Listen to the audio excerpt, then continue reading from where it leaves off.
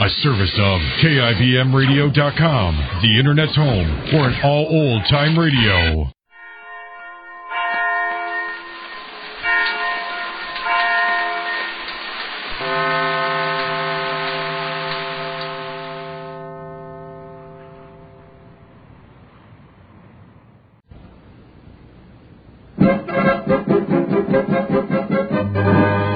Jerry of the Circus.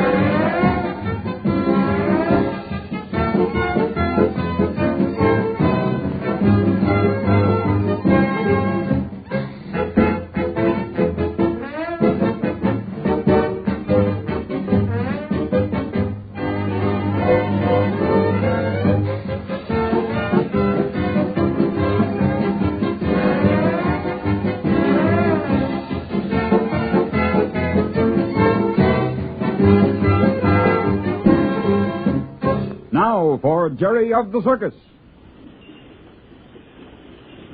Jerry? Hey, Jerry, we're getting in. Come on, Jerry. You wanted to watch him set up this morning. I'm getting up. Golly, it's still dark, Bumps. Yep, pretty early, but you don't have to get up and watch him unload, you know. But I want to. I've never seen him unload and set up. And with a clay lot, it ought to be real interesting. Yeah, interesting to you, but plenty tough for the canvas man. You know, a mud or clay lot is no sense to set up on. Hey, where's Mother's shoe? Oh, here it is. I'll go out with you and introduce you to Paul Murray. Who's he, Bumps? Well, he's a head canvas man. I guess he'll show you around if he's not too busy. It sure is going to be fun. Yeah, and you'll learn a lot, too. You know, there's a lot more to setting up the tops than you think. What I can't figure out is how they do it so fast. It's all system, Jerry. Well, I'm ready. How about you? Okay. Can I take Rags? I don't know about that. He might get in the way. But look at him. He hasn't taken his eyes off us since we started to get dressed. You want to come with me, don't you, Rags? Shh. Hey, not so loud there, partner. Folks are all sleeping in this car. Oh, he wants to come, Bump. I'll see that he stays right by me. Well, all right. But don't let him get hurt or stepped on. Oh, I won't.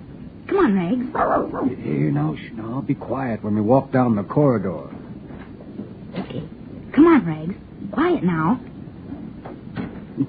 Say, we could lose a lot of friends if we made any noise and woke up some of the performers at this hour.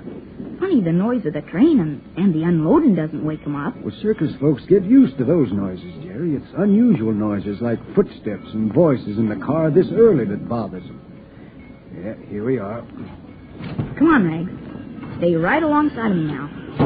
Yeah. Now, let's get over there to the flat cars, huh? Be careful where you step now. Okay. Oh, yeah, I hear Paul over there. Oh, Paul. Paul Murray. Yay! That's him waving that lantern. See, look at all those torches. Yeah. Who is it? It's Bumps, Paul. How come you're up at this hour in the morning, Bumps? Well, my pal here wanted to see the unloading and setting up today. Paul, I want you to meet Jerry Dugan. I'm glad to meet you, Mr. Murray. I'm glad to meet you, son. If you're not going to have it too tough today, I thought maybe you'd show Jerry around a little. Sure thing. I won't be in the way. I don't think so. Oh, well, this is Rags, Paul. It's Jerry's dog. Well, hello there, Rags. Say, this is the dog that works with you, isn't it, Bumps? Yep, that's my partner, all right. Oh, have you seen us work? I caught part of the show one night last week. Clever dog. Quiet, Rags. Well, if it's all the same with you, I'm going back to bed for a while. Sleep is a whole lot more important to me than watching you set up. Okay, Bumps. You go back and finish your beauty sleep. Jerry and I'll get along all right. All right, see you later. And keep your eye on Rags, Jerry. Okay, so long. Here comes the first wagon for the mess top, Jerry. Let's ride it over to the lot. All right. Okay, Bert. I'll take it on over. Hey! Okay, boss. You climb up there in the driver's seat, Jerry? Sure. But you hand me Rags, will you? Okay. Up you go, boy. That's the boy. Here, Rags. Come here, boy. Up with you. Hey, you got him? Uh-huh. Thanks. All set? Get, boy. Get up. Come on, boy. Come on. How far is the lot where we're going to set up? Oh, not very far, Jerry. I don't know exactly myself. Then how do you know which way to drive? Well, you'll see in a minute, just as soon as we hit the street. What's in this wagon, Mr. Murray? Mostly dishes and cooking utensils, and they're important. When my men get the big top and the menagerie and the midway tops, their job is done, and they'll be wanting their breakfast. Hey, look it. There's another torch over there on the curbstone. See it? I sure do. That's what I was telling you about. That's how I know which way to go to the lot. What do you mean? You see, Jerry, the first wagon that goes over to the lot from the railroad yards is on the Trailblazer. They put those flares along the route to be followed. That one on the right-hand side of the street means that I'm to turn right at the next corner. Golly, that sure is a good system. And you know something, Jerry? The drivers of the wagons don't even have to watch out for the flares. They don't? Why not? Well, because the horses are so used to following the flares that they make the turns by themselves. They do? Mm-hmm. Oh, look, Jerry. There's the lot ahead of us. You mean where all those torches are sitting on the ground? Yep, that's it. Hey, why are they sitting around like that? Well, that's the way the lot's been laid out. I can tell from the way the flares are placed just where each top is supposed to go up. Why, even the places for the center poles of the big top have been marked off. I see what you mean. Those flares all in a row there. The pole goes up where each one of them is, huh? That's right. Golly, look at the ground, Mr. Murray. Why, it's all mud. Yeah, not such good footing here in this clay. We'll be using plenty of sawdust today. This would sure be a bad lot if it rained, wouldn't it? Yes, sir. But it won't rain. You don't have to worry about that. Why? Because it rained so much before we got here? Nope, I got a better way to tell than that. How? I can tell just by looking at the space between those flares. Why, you're fooling. How could you tell if it's going to rain or not that way? It's a pretty sure system, Jerry. Don't miss very often. But somebody Hit it, put boy. those torches there. Hey, how could the weather have anything to do with that? Oh, the weather has a lot to do with the way that they're placed, Jerry. You see, our advance men check with the Weather Bureau pretty carefully. Well, what's that got to do with it? Well, the flares mark off the distance between center poles. Yeah? The center poles are further apart on a dry day than they are on a day we expect rain. We put them closer together on a wet day to allow for the shrinkage in the canvas. Come on, boy. Come on, boy. If the canvas was stretched tight and then it started to rain and it began to shrink, it would split the top wide open. Gee, I never thought of that. Hey there, boy. Hey there. Well, here we are, son. Hop down. Okay. Come on, Ray. Jump. Oh, I forgot about your sore foot. Come on, then. I'll lift you down. It's getting light, Jerry. The old sun's coming up. And we can use plenty of light setting up on a clay lot like this one. Everything will get all muddy, won't it? We hope not.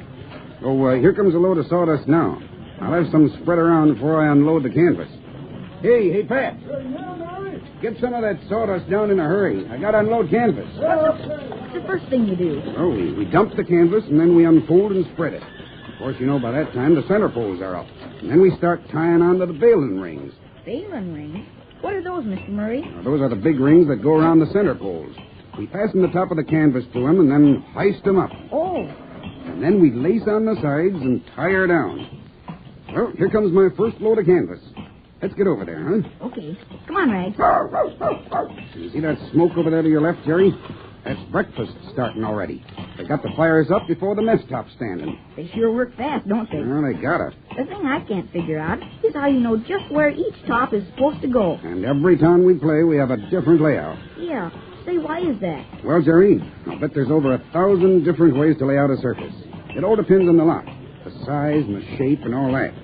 Now, the first thing is to get the midway and main entrance to the big top nearest the best street, so it's easy for the folks to know just how to get to the circus, see? Oh, I see. And then we have to figure, before we set up, just how we can break down the easiest. We've noticed a lot of the things start moving and being loaded before the night show is over. Yeah, and I've wondered about that. Well, we couldn't very well wait until the show is all over and then start moving, or we'd never get our work done. So we start taking the things off the lot that have been used. You mean the big things? Like the steel for Jason's act.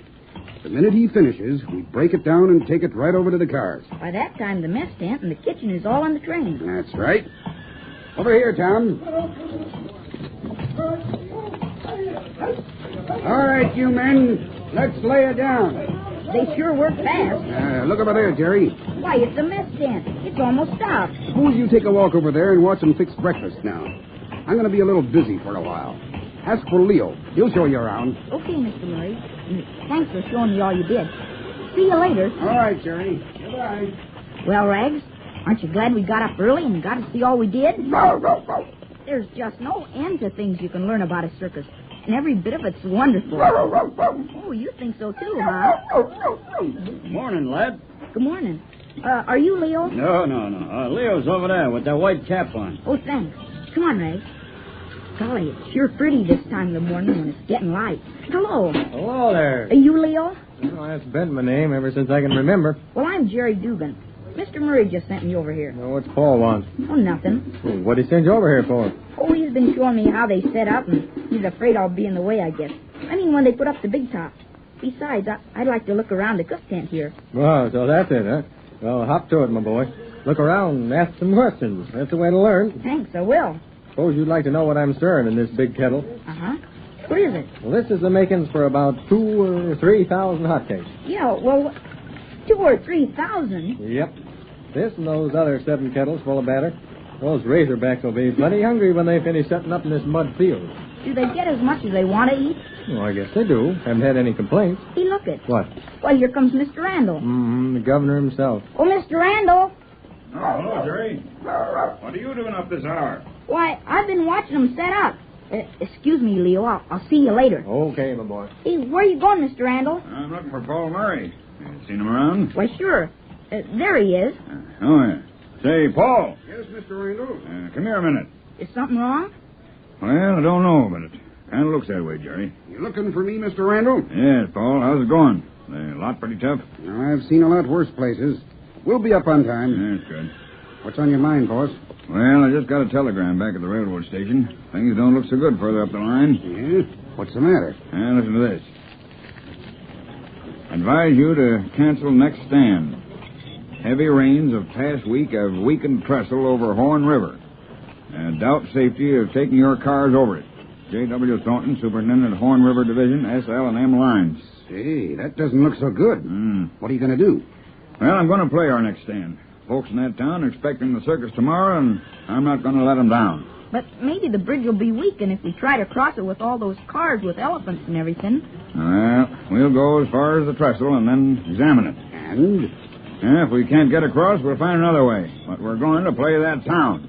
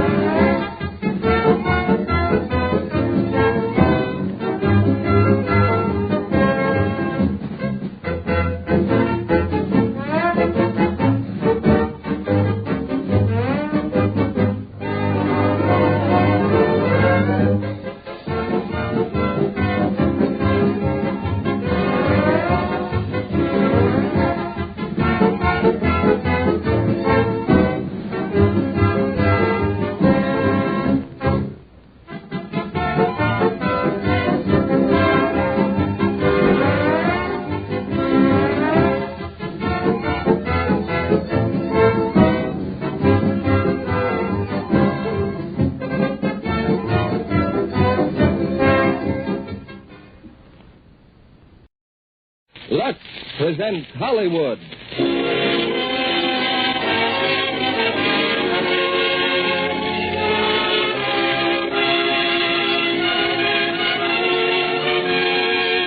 Radio Theater brings you Dick Powell, Claire Trevor, June Dupre, and Mike Mazurki in Murder, My Sweet.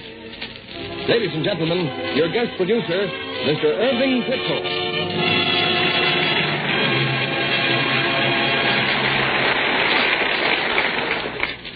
Greetings from Hollywood, ladies and gentlemen. In answer to the proverb that a leopard cannot change its spots, we bring you tonight a gentleman who turns his back on many years of light and frothy roles by which he climbed to stardom and takes the part of a ruthless, hard-as-nails detective in a drama as relentless as the crimes that it unfolds. He's Dick Powell, hailed so enthusiastically as Philip Marlowe in RKO's sensational success, Murder, My Sweet. Co-starred with him in her screen role as the fatal and mysterious Helen is Claire Trevor. Also, June Dupre, whose natural loveliness would lead us to expect a touch of romance in our play. And towering above our microphones is Mike Mazurki as the quietly alarming Moose Malloy. Four characters of widely different natures and conflicting motives, involved in one of the screen's most baffling and complex mysteries, a story that in its published form was one of the best-selling thrillers of our time. Most of the action of Murder, My Sweet takes place right here in Hollywood, not too far from our stage. If you saw the picture, you've seen many Hollywood sights from Malibu Beach to Sunset Towers, from the skyline of Los Angeles to the canyons of our hills. Landmarks as native to Hollywood as the radio and motion picture studios from which these dramas come. In fact, the name Lux on the outside of our theater is, I venture to say, as familiar a landmark in this capital of entertainment as Lux soap itself is familiar in the dressing rooms of screen stars. A standard of complexion care from coast to coast, Lux Toilet Soap is a friendly link between your home and Hollywood.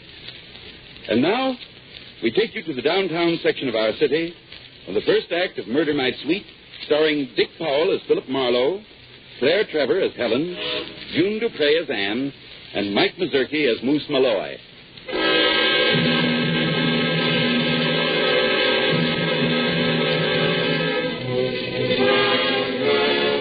When you got something to say, start at the beginning. Okay. It's 7 o'clock at night, and I'm in a 2x4 coupe I call my office. I sit at my desk and look at the sign on the door. Philip Marlowe, it says. Philip Marlowe, private investigator. That's a nice title for somebody you go to see when you don't want to see the law. I was tired out. I'd been out peeking under old Sunday sections for a barber named Dominic, whose wife wanted him back. I forget why. Anyway, I didn't find him, and the only reason I took the job was because my bank account was trying to call under a duck. I just found out all over again how big Los Angeles is. My brain felt like a plumber's handkerchief. I took out my little black book and decided to go grouse hunting. Nothing like soft shoulders to improve my morale. I'm dialing a number when the door opens and he walks in. The mountain that walks like a man. The biggest mug I ever saw outside of a sideshow. You Marlowe? Yeah? I seen your name downstairs. They had the names was in the building. You're a private eye, huh? That's right. I'd like you to look for somebody. I'm closed up, pal. I looked for her where she worked, but I've been out of touch. Come around tomorrow, we'll talk about it. I think maybe we should do it now. Let go of me, you big ape. I don't mean to do nothing. Here, I give you some dough. You come with me. Okay, I come with you. It ain't far. A cafe on Central Avenue. We can pick up a cab. The place was called Florian's. It looked like trouble, but that didn't bother me. The 220s, the big lug had dropped, felt nice and snug against my appendix. I tried to figure out who he was looking for. I tried to picture him in love with somebody, but it didn't work. They changed this place a lot. There used to be a stage and some booths. Lattice work and pink flowers. She was cute like a bug's ear. A redhead. 8 years since I seen her. 6 years she didn't write. But she'll have a reason. Yeah, she'll have a reason. What did you do here, singer? Yeah. Let's you and me nibble a couple. Hey, Jack. Yeah? Whiskey. Hey, boss, he's here again. He said you're here again. Yeah. I come in before. I try to find her. Now, look, big boy, I told you once I'm sorry about your girl, but she ain't here. Her name is Velma. You never heard of Velma, Mr. Florian? She used to work here. You better drink up, Joe. That lady, at the end of the bar. Maybe she knows. I'll have to request you don't bother the customers, see? Lady, you remember a girl used to work here? Her name was Velma. You talking to me? I said leave the customers alone. So far, you rate me polite, huh? I don't bother you none. Swallow your drink and get out of here. Get out of my way. Come on, pal. 8 years is a lot of gin. They don't know anything about Velma here. Some guys has the wrong idea when it gets done. The boss was no lightweight, but Moose picked him up like a rag doll and dropped him in the corner pocket. Moose seemed a little dazed as he walked out, and I tagged after him down the street. That guy in there, he shouldn't have talked to me like that. Sure, pal. What's the next shot? Who asked you to stick your face in? Remember me? I'm the detective you hired, Chunky. Oh, the name is Moose. Cut him on large. Moose Malloy. That place ain't like it used to be. There used to be a stage and some booths. You said that. Maybe I told you too much. Maybe I... Let go my arm. Huh? We was to be married, me and Velma. Where you figure I've been them 8 years I said about? Catching butterflies. San Quentin I've been.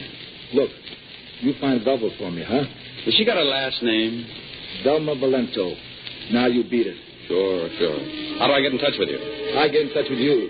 Tomorrow, maybe.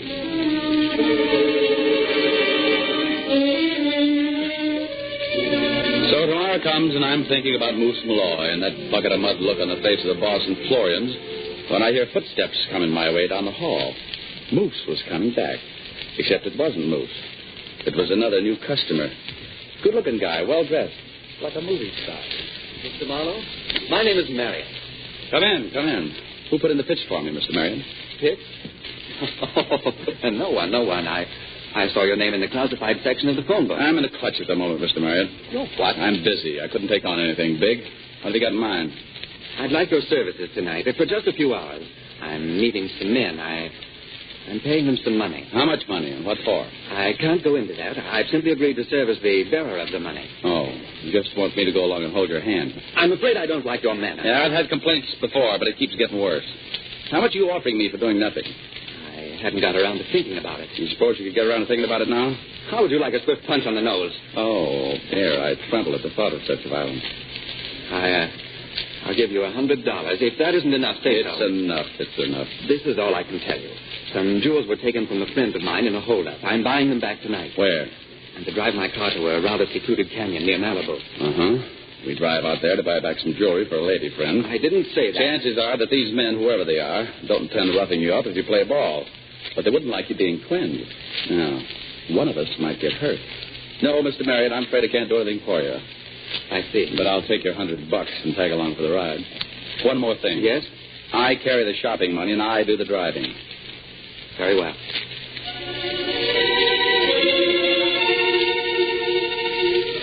We drove down that night. Somehow I knew we were being watched. I didn't see anything. The fog was a nice dish of puree Saint Germain. I felt it coming. I was a toad on a wet rock, and a snake was looking down my neck. Slow down. We're getting near the spot. Shh, quiet. There should be some white posts along the road. Pull in your head. In back of the white post, there's a path. The path goes down into a hollow. That's where we're to wait. Hey, look. Huh? White post. All right, stop the car. Now, you sit tight. I'll go down and have a look-see. Have you got a flashlight? Yeah. Don't be more than a couple of minutes.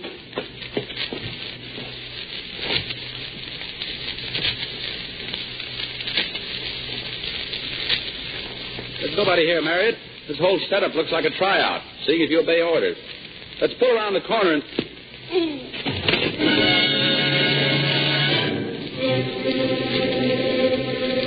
I caught the blackjack right behind my ear, and a black pool opened up at my feet.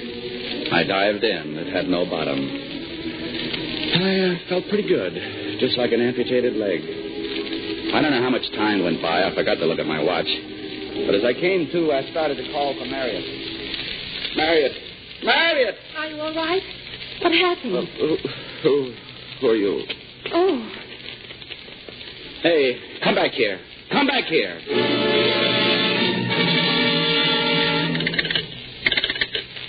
Hello? Police headquarters. Let me talk to Randall, Inspector Randall. One moment, please. Inspector Randall. Randall, this is Marlowe. Marlowe? Oh, yeah? Yeah, look. I'm at a gas station down near Malibu, the foot of Woodbridge. So? You better get on here. A guy named Marriott's just been knocked off, beaten to death with a blackjack.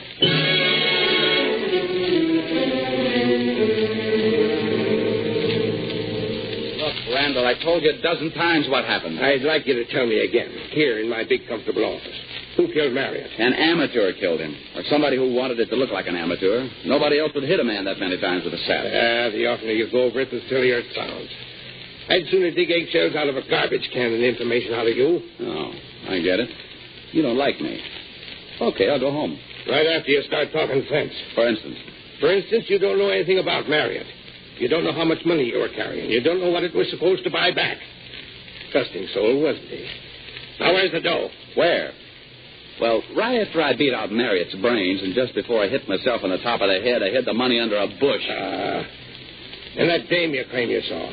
She must have thought I was somebody else. She took one look and got out fast. Suppose the jewel outfit got the bright idea of using a private dick for contacts and payoff. Oh, great. Now I'm a finger for a heist mob. Look, I'm trying to be helpful. I get up off the nice cold ground. I don't use the car because Marriott's still in it. I walk 5 miles just so you can be the first to hear the news.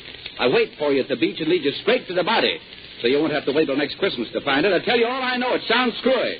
It is screwy, but it's all I know. Sure. Now I'm tired of your bum guesses. Either book me or let me go home. Well, I know you'd slit your own throat for 6 bits, plus federal tax. Now, look, Randall. Go on home and keep your big yap shut. One phony move and you'll be locked up as a material witness. Whoever killed Marriott, I'll get him. Yeah, you'll get him. About the time you get your third set of teeth. And stay away from Marriott's pals. I've been after those boys for a long time, and I'm getting close. So watch your step, or I may have to pick you up in the same basket with Jules Amthor. Yeah? Hey, is Jules Amthor mixed up in this? Oh, so you know Amthor. I know lots of people in this town, but I never heard of Jules Amthor. Bad guess, Inspector. Good night, Randall. And keep away from the newspapers. I'll do the talking.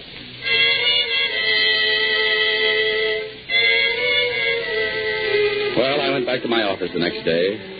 I didn't want to be there because my head felt like a nest of rivets. One of my clients was dead, but the other one was still alive, Moose Malloy. And I figured he might be looking for me. Early in the afternoon, this kid walks in. And business is getting better and better. Pretty. My name is Ann Ellison, Mr. Marlowe. I'm a reporter from the Post. Oh, have a seat, Miss Elton. Police haven't been very helpful on the Marriott murder. I was wondering... There's a question I always ask. How did you know about me? Oh, friends at City Hall. Tell me, did Marriott tell you who owned the jade he was buying back? No. No, he didn't. Had you known him long? Marriott? A couple of weeks. Why? Well, I just wondered if you had any theories about what happened or what was supposed to happen. Oh, I've got a couple, Say, this is a nice-looking purse. Just what do you mean by opening it? I'd like to prove another theory, that you're not a reporter. Why did dames carry so much stuff in a pocketbook? Give it to me. I was looking for a driver's license, but your bank book will do. And the name on this bank book isn't Allison at all. It's Grail. Anne Grail. Please. Oh, you're a hot rock baby. I could part you to the cops. Last night, all I could tell them was that Marriott was buying back some jewelry. You could knock their hats off of that line about the jade. Tell me, Miss Grail, have you ever known a girl named Velma Valento, a singer? I never heard of her in my life. Oh, well, it's just a shot in the dark. Besides, another case. I was just hoping. Who does that jade belong to? What's your interest in it? My interest? Well, Marriott gave me $100 to take care of him, and I didn't. I'm just a small businessman in a very messy business, but I like to follow through on a sale. The jade belongs to my father. Oh, I gathered from Marriott that the jade belonged to a lady. My father happens to be married. Oh. Well, your mother was wearing it the night of the holdup. She's not my mother. My mother's dead. My father married again. Who sent you here to feel me out? It's my own brilliant idea. Saw your name in the newspaper. Well, before I talk to Inspector Randall, I think I'll have a talk with your father and your father's wife. My car's downstairs. Except that I'm expecting to hear from somebody. Well, in that case, Mr. Marlowe. In that case, I'll go with you just the same. You're really a lot cuter than Moose Malloy. Come on, let's go.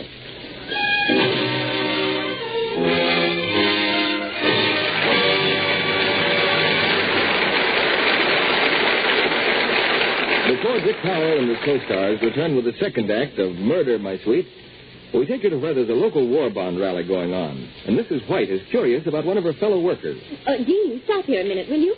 Tell me, who's that attractive woman in charge of the next booth? Oh, that's Mrs. Jennings. Lovely looking, isn't she? Her daughter's a classmate of my Susie at college. Oh, now, Jean, don't tell me she's old enough to have a 20-year-old daughter. Well, she looks like a girl herself. It's her skin, I think. I've never seen her when her complexion didn't look like that. So soft and really fresh. Well, that's what a lovely Lux complexion does for a woman. Makes her look radiant, appealing. It's what you notice first about her appearance, that smooth, soft Lux complexion. Screen stars know how very important it is to have the charm of exquisite skin. That's why they're so careful never to take chances with complexion beauty. Here's what a famous star, Claudette Colbert, says. I never neglect my daily active lather facials with Lux soap. They're so easy, and they work. Here's what I do. I cover my face generously with a creamy lather, work it in thoroughly.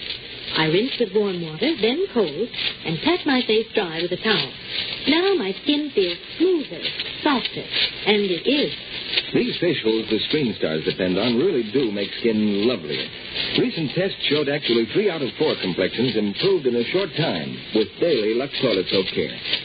Why don't you try it? You'll enjoy the extra creamy lather, the gentle, caressing way it touches your skin. 9 out of 10 famous screen stars use fine white Lux Toilet Soap. Why don't you begin your daily facials with Hollywood Beauty Soap tomorrow? Irving Pitchell brings our stars back for the second act. With Dick Powell as Philip, Claire Trevor as Helen, June Dupre as Anne, and Mike Mazurki as Moose Malloy, we raise the curtain on Act 2 of Murder, My Sweet. Philip Marlowe continues with his story.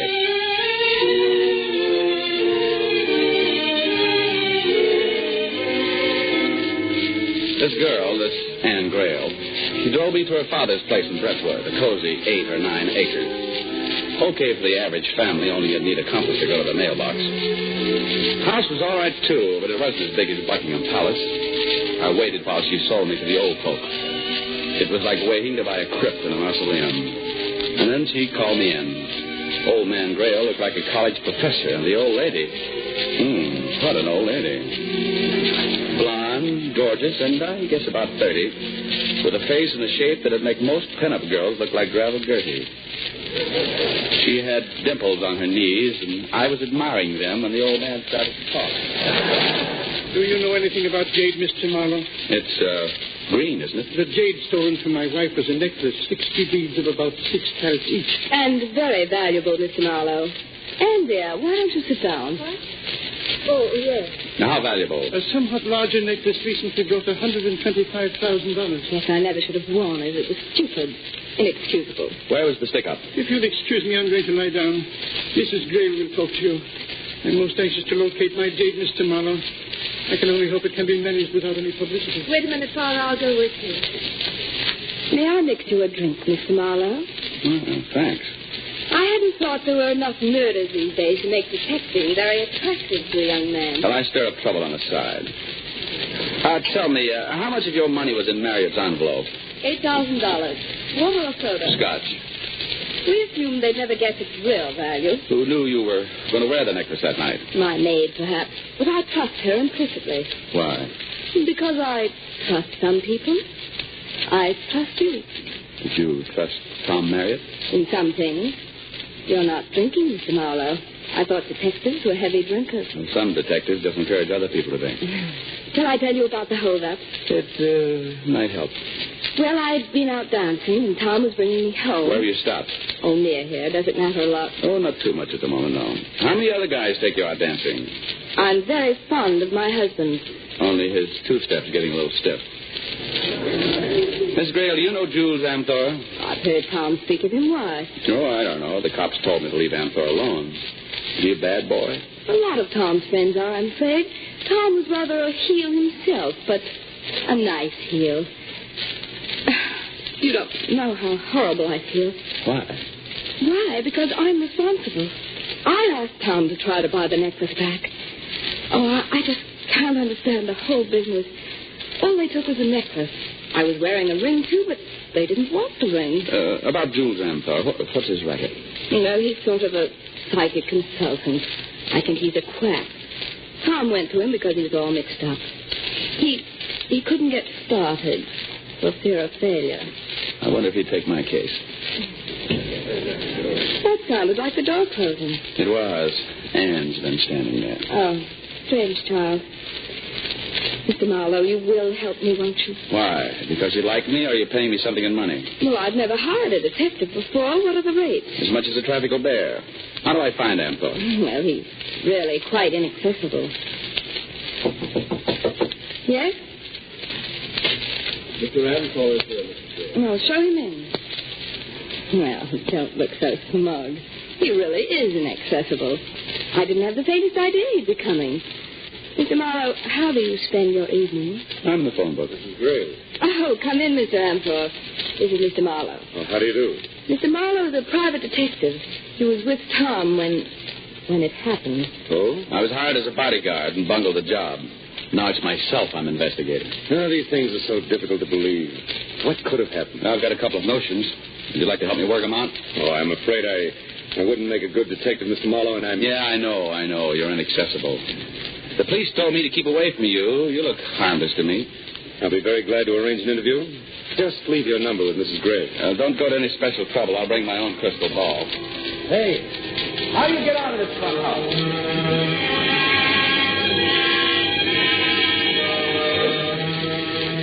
I was home that night trying to add things up. Moose Malloy, Marriott, Helen the beautiful blonde, and Jules Amthor. I put it all together and it just thumbed its nose at me. I decided to go down to Florian's Cafe and split an infinitive when the buzzer changed my plans. I had a visitor. Helen Gray. I just stopped in because I thought you'd be interested in what Amthor had to say. Oh, and here. Shall we call this a retainer? Yeah, let's call it a retainer. Mr. Marlowe, do the police know about me? Would that bother you? Well, my husband has a morbid fear of publicity, and he's not at all well. No, I'll manage it. Now, about Amthor. Oh, please. I don't like being rushed. I was hoping we could go out somewhere. Do you like the Coconut Beach Club? I've never been there. I'm the drive-in type. The lights there are very flattering. They'd even mellow you a little, I think. But it's the sort of a place where you're expected to wear shoes and a tie. I'll be right with you. We went to the Coconut Beach Club. We had a table in the corner. She gave me that dreamy smile and started asking me questions. You know, you've got a nice build for a private detective. Oh, it gets me around. How does one get to be a private detective? You don't mind my sizing you up a little? Well, most of us are ex-cops. I worked for the district attorney. Got canned. Surely not for incompetence. For talking back. I had an interesting childhood, too, but you didn't drop in on me to get a biography. You'd rather I talked about Amthor. That's right, a good guess. Well, then, stay right here. I've got to powder my nose, and then I'll tell you all about it. But just be back before I get stuck with a check.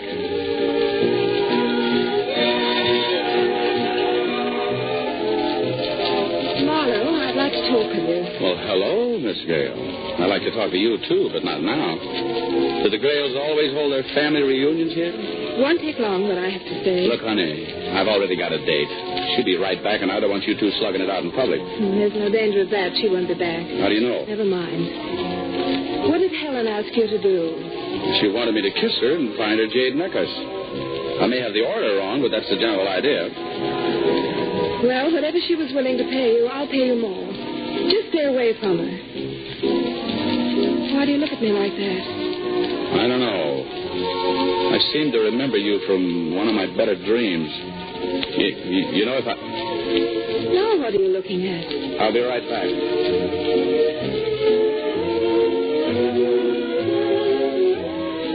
Hello, Mr. Malloy. Do you like this place better than Florian's? This the babe. I got something for you to do. Look, I'm a big boy now. Don't you want me to have any fun at all? I want you should meet a guy. Will you let go of me? Another 10 seconds and gangrene will set in these fingers. Thanks. Okay, I'll ditch the babe.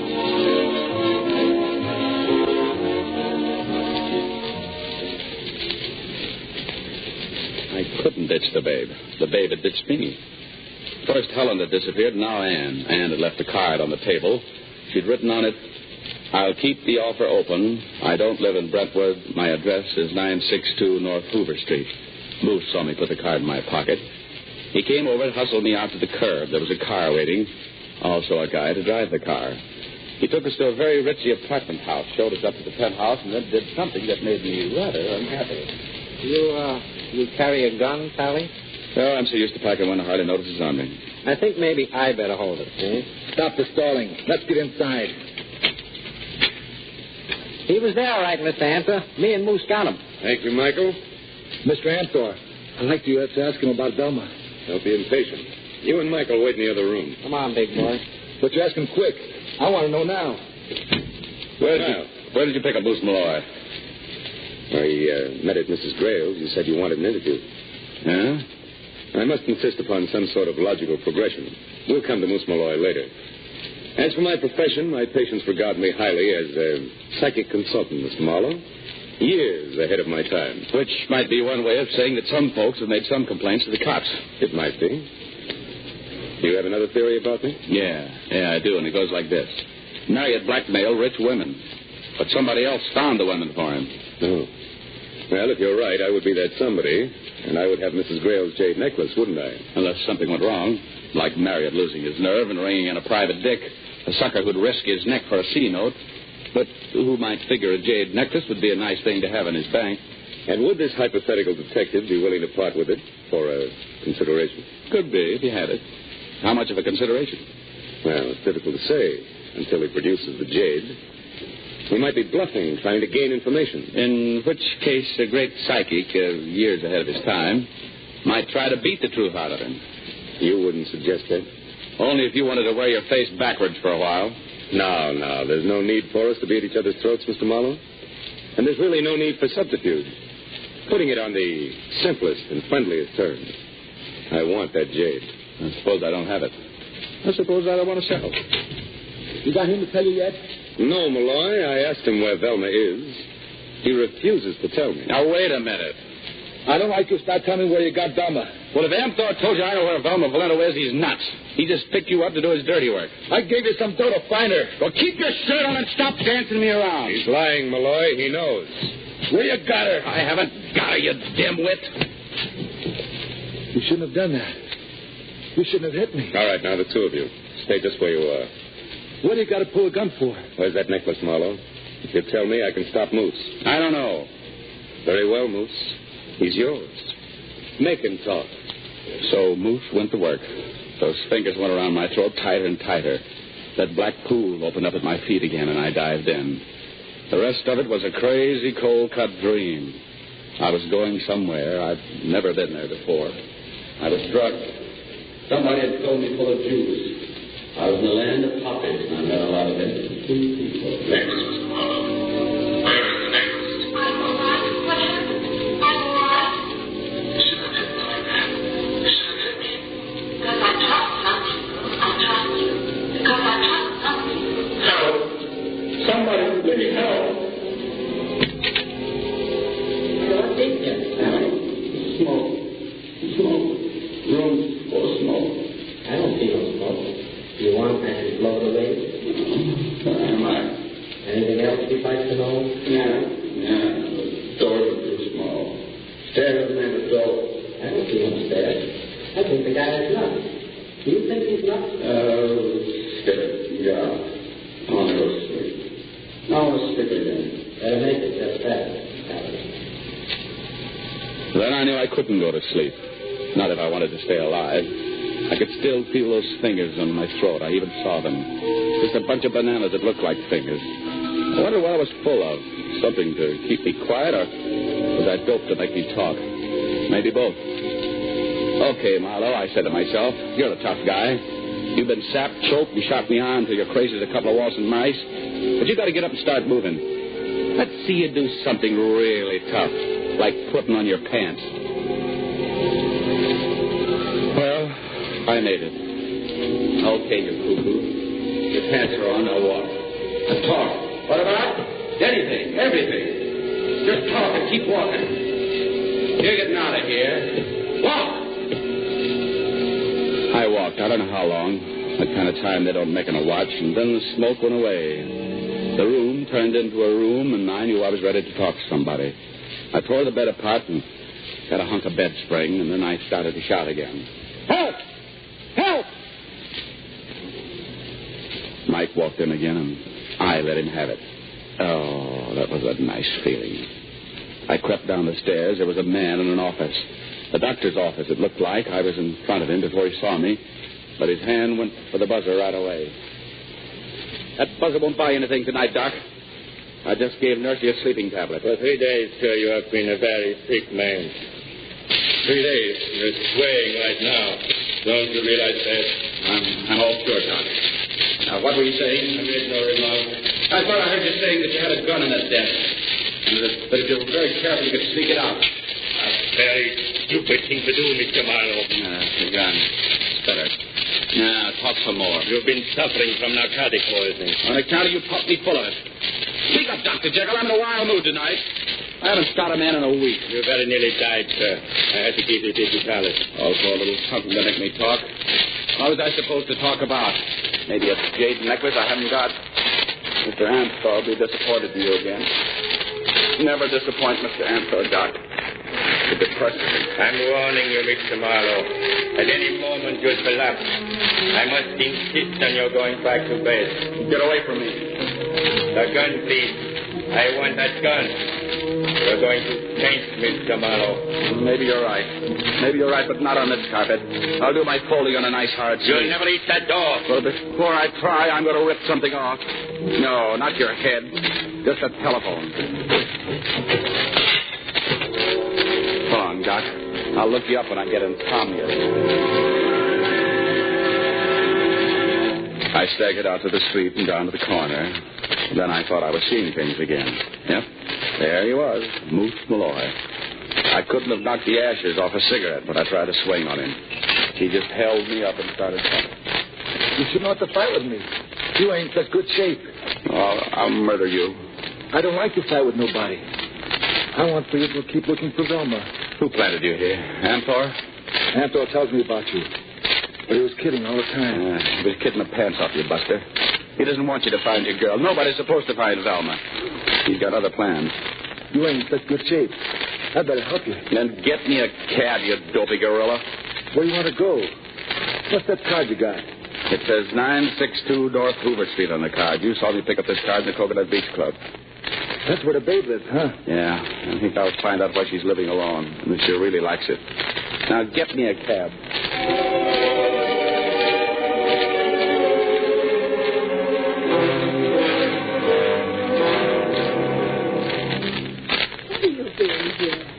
What do you want? Black coffee, Miss Grail. Eggs and a scotch and soda. You're drunk. You better get out before... Hey, this is a nice place here. Is there room for you in the Brentwood Palace, or don't you like it out there? Why did you come here? Because the cops may be looking for me, and I'm not ready to talk. You're not drunk. Why do you look the way you do? Yeah, ask the second Mrs. Grail. She fixed up a blind date for me with Jules Amthor and a couple of his whipping boys. What happened? Are you all right? No, I don't think I'm supposed to be alive. Say that again. Say what again? The last thing you said. I said, what happened? Are you all right? Miss Grail, what were you doing out there in the canyon the night Marriott was killed? I was lying on my face when somebody threw a flashlight and asked me if I was all right. And then she said, what happened? Yeah, a girl with red hair and a crooked nose and a nice figure. Yes, a girl named Anne Grail. I didn't kill Marriott. You went out there just taking a hike. I didn't kill him. I'd say you overheard Marriott and your stepmother making some sort of arrangements about the jade. What if I did? You knew Marriott had been holding hands with her, and you didn't like that. I hate her. And you hated him, too. You hated anybody that had anything to do with Helen, so you bumped him off. You killed Tom Marriott. I didn't. I didn't do it. I didn't.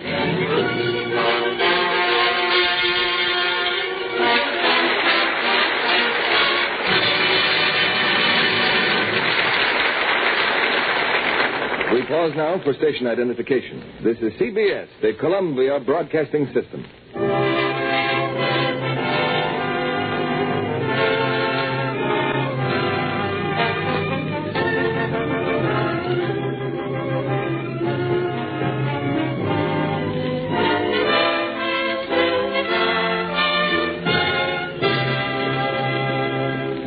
A brief intermission before our stars return in the third act of Murder, My Sweet.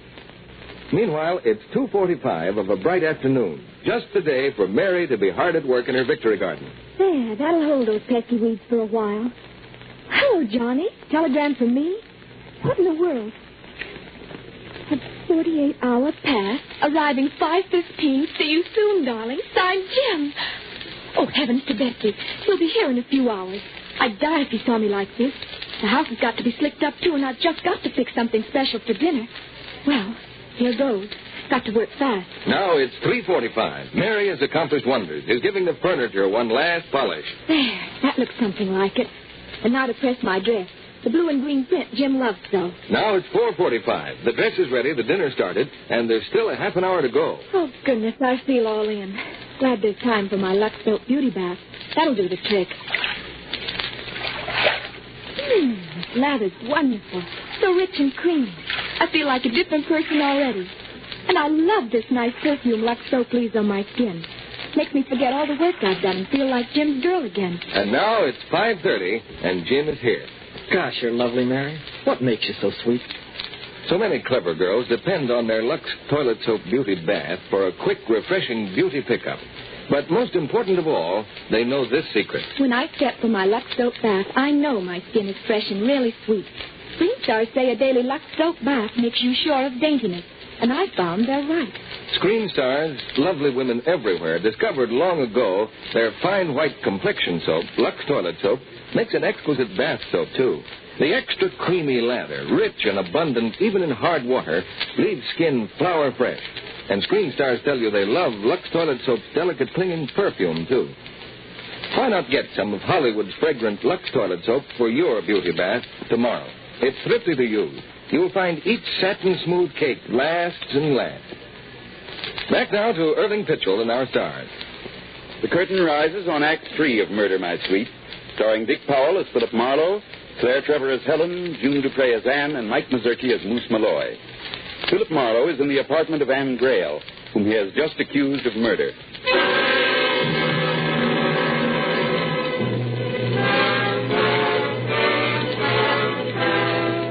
I stood there in Anne Grail's apartment and accused her of killing Marriott. I was sure she hadn't done it, but I had to find out what she did. I know just what you're thinking. If I didn't kill him, my father did. And if you did, you'd do anything to protect him? No, he couldn't do such a thing. I don't buy it either yet. I was just trying it on for size. Won't you please go home? I'm expecting a date. I can't go home. There's a very stubborn character named Inspector Randall.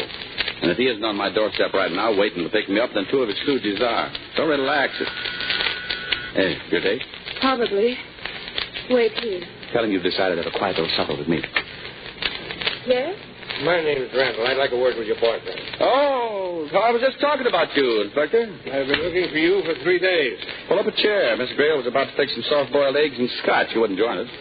The last time I saw you, I gave you some good advice. I guess it didn't take, huh? I didn't bother Amthor. I was going to, but I didn't get around to it. He got to me. Yeah, he gave me quite a party. How'd it go? What'll it buy me? This is straight, Randall. You'd like to get Amthor, and I'd like to help you. He annoyed me a little. I'm listening. Well, Amthor's a tough turkey. He works some kind of blackmail routine on dames who come to him with problems. I think Marriott was his contact man. Let's get to the new part, huh? The jewelry Marriott was after was a jade necklace that belonged to one of Amthor's patients. Well, Marriott fumbled the ball. Yeah? So Amthor figured I had it. He sent me to a little rest home where the teacher talk.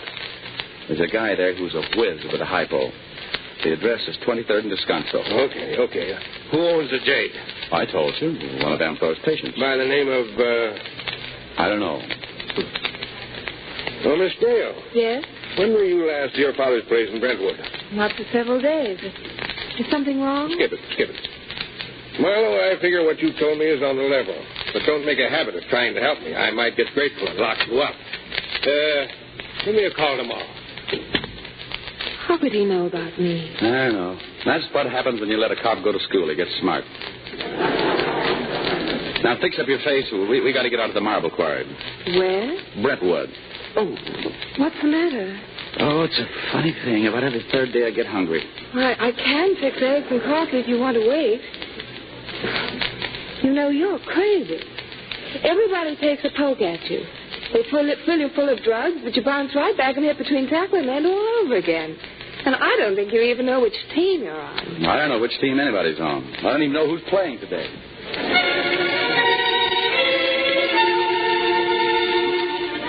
At Brentwood, we saw Mr. Grail, and I've seen healthier-looking gents in the county morgue. His face was gray with worry. Something was eating him.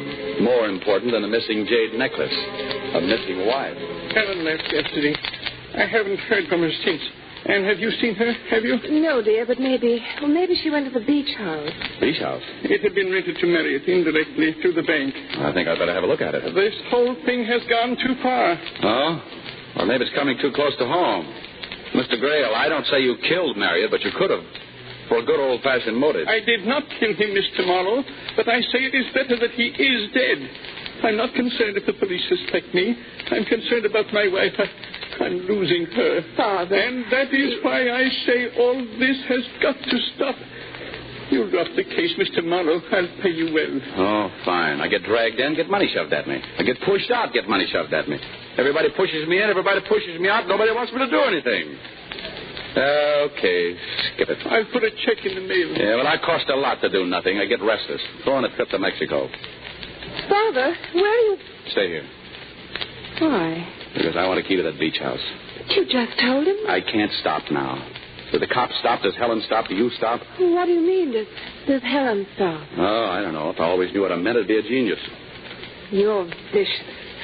You get some horrible satisfaction seeing people torn apart. Sister, you're hanging on to something that's going to smack you hard. If I stick, it smacks you sooner and cleaner. Maybe that's why I'm sticking. Oh, but I'd stick anyway, because a guy who hired me got killed. I'll get you the key. We went to the beach house. Things happened there. Some of them I can explain. One thing I can't. After we took a look around, Ann and I were standing there in the dark, looking out that big front window toward the ocean, and before I knew it, we were in a clinch. Oh, it's nice to kiss a girl like Ann Grail. I told her she had a cute little face, even if her nose was slightly crooked. It is crooked. There's a bump on it where I got hit with a baseball. I used to play shortstop. Philip. Yeah? What about my father? If we don't find I'm Helen... going to make you mad now, baby. But here goes. Your father really loves Helen. When I came along, you were afraid she might turn me into another Marriott. So you tried to buy me off. That didn't work, and I began to suspect your father. A real tough guesser might say that when he couldn't buy me off either, you decided to be nice to me. Like just now. There's nothing decent about you, is there? Nothing at all. I don't always guess right. I may be wrong. I think I am wrong. Sometimes I hate all men. Young men, handsome men who don't work for a living and almost heel to a private detective. Helen. Oh, I'm sorry, darling. But you should know by now that men play rough. They soften you up and then they belt you one. Hello, Mr. Marlowe. Hi. I didn't finish, Helen. I hate a lot of women, too. Especially beautiful, expensive blondes. All bubble bath and moonlight. And inside, cold and hard like blue steel. Only not that clean. Your slip is showing, darling. I'm leaving.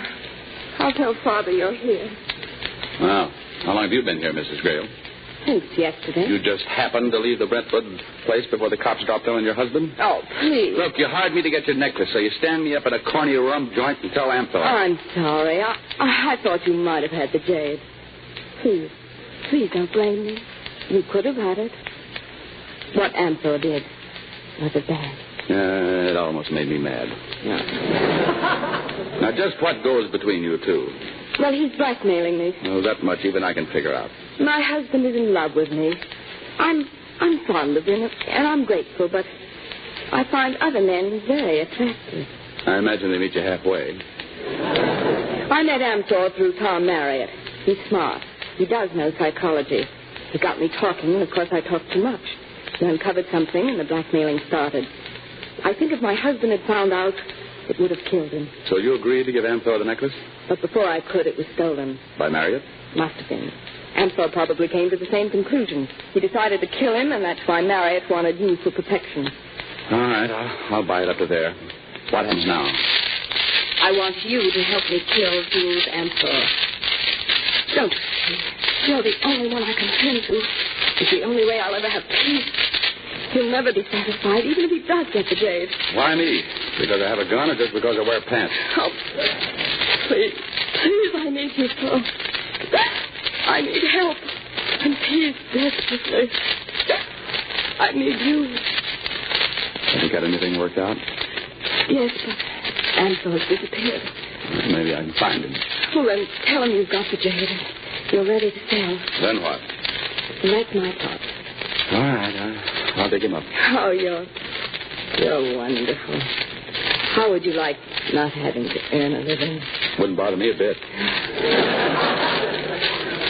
When will you be back? Well, I may have a time finding him. Maybe not till tomorrow night. Oh, would you mind kissing me goodbye? No, I wouldn't mind at all.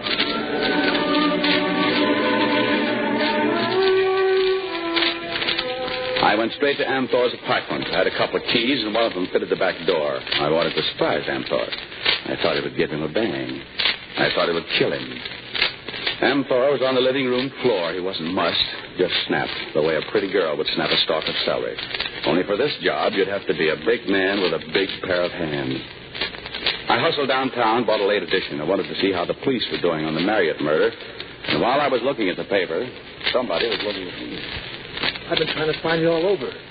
I got to go away. Yeah, Amthor's dead. I know, you didn't mean to kill him. You just shook him too hard because you wouldn't tell you where Velma is. You find her? Yeah, Moose. I find her. Where is she? You took the Johns off on her. I wouldn't want little Velma to do no stretch. Turn me loose, and stop waltzing me around. But the Johns got Velma. Nobody's got her. She's got herself. Yeah, you can see her tomorrow. Okay.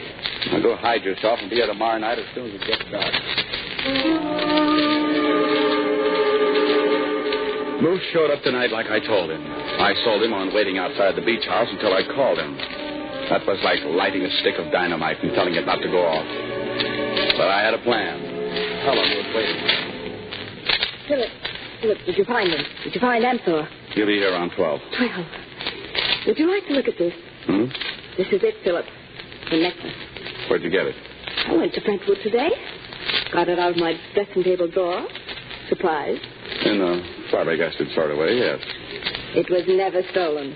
You faked the whole thing? I simply wasn't going to let Amthor get it. When he comes, he can take a look at it. Yeah, he may have a gun. He'll never get that far. So have I. You went to Brentwood.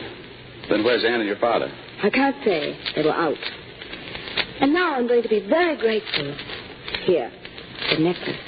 It's yours. You're much too nice to be a grubby detective all your life. You told Marriott this thing had been stolen. Why? Oh, he was close to Amthor. They both had to think it was stolen. Marriott fell for that? Of course. And you still think Amthor killed him? Who else? You. Oh, no.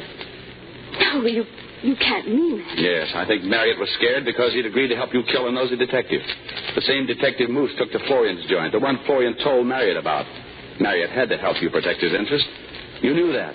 You were living to him and to Amthor and in his modest way to Florian. You supported them. They knew you wouldn't be worth blackmailing if I found you for Moose Malloy. Oh, no, So I was please. nifty thinking, darling. At the canyon, one of us would get out of the car. Didn't matter who. Either way, you had Marriott and me separated, and you would tag us one at a time and get your $8,000 and knock off Amthor later. Yeah, it might have worked, too, if it hadn't been for Ann chasing down there after you. Of course, my head's pretty hard. It's true. It's all true. Everybody was closing in on me. I didn't know which way to turn. And it almost worked, sister. I was almost as dead as Marriott. But killing a man with a blackjack, oh, that's no work for a lady. Well, after it happened, I didn't know what you would do. But now I'm so close to peace. So close. Just Amthor. But I can't face it alone. Don't desert me now. Sure. Amthor blackmailed you. He's got something on you, only it isn't what you told me. It isn't just men. Your husband could understand the men. Yeah, it's the clink looming up. And it's no good understanding the clink. Moose is looking for you, Volman. Where is he? Where is Moose? Waiting for me to call him in. 8 years ago when you were his girl, what did you talk Moose into doing? He went to jail for you. Was it murder or something serious? Where are you going? To tell him that his red head has turned blonde. Come back. Huh? Oh, a gun. Well, it fits your personality better than a blackjack. And the pearl handle goes swell with your fingernail polish. You know, it's too bad it has to be like this. Don't move. Who is it? Well, come in. Darling, that gun. What are you... Close that door, Anne. Your timing, dear, gets worse and worse. We've been listening. Why didn't you tell me you were in such trouble? I wanted to spare you. I might have been able to prevent all this. Now, of course, it's too late, Mr. Marlowe. I see your point. Helen, if Mr. Amthor is coming, I think perhaps you'd better do it quickly. Father. Get inside, dear. Keep your hands up, Mr. Marlowe. I'll have to take your gun. I'll be with Anne, Helen. Oh, all by ourselves again. Yes. You know, this will be the first time I ever killed anyone I knew so little about and liked so much. You and I. Just a couple of mugs. But we could have got along. What's stopping us now? I can handle Moose. He broke Amthor's neck yesterday. What did you say? Something I shouldn't have. Amthor is dead. Yeah? Then that leaves only you. I'm sorry, but you know too much. I had to do it, Mr. Marlowe. I had to kill her. Hello. Let's have the police. Give me that phone. Give it to me. Don't you realize he saved your life? Why must he suffer for that? The cops always like to solve murders done with my gun. She's dead, isn't that enough? She was evil, all evil. I think I hear a shot, Mr. Marlowe. I think I better come in. Moose, it didn't work out the way I planned. Never mind. I'd like to talk to Velma now. Moose. Don't touch her. She ain't hardly changed. Just like always. Cute as a bug's ear. I wasn't going to bother her none. She done all right? Who done this? I did. You should have killed her. Moose. You should have killed Velma. Moose. Get out of my way. Don't come any closer, please. Moose, will you listen to me? Moose!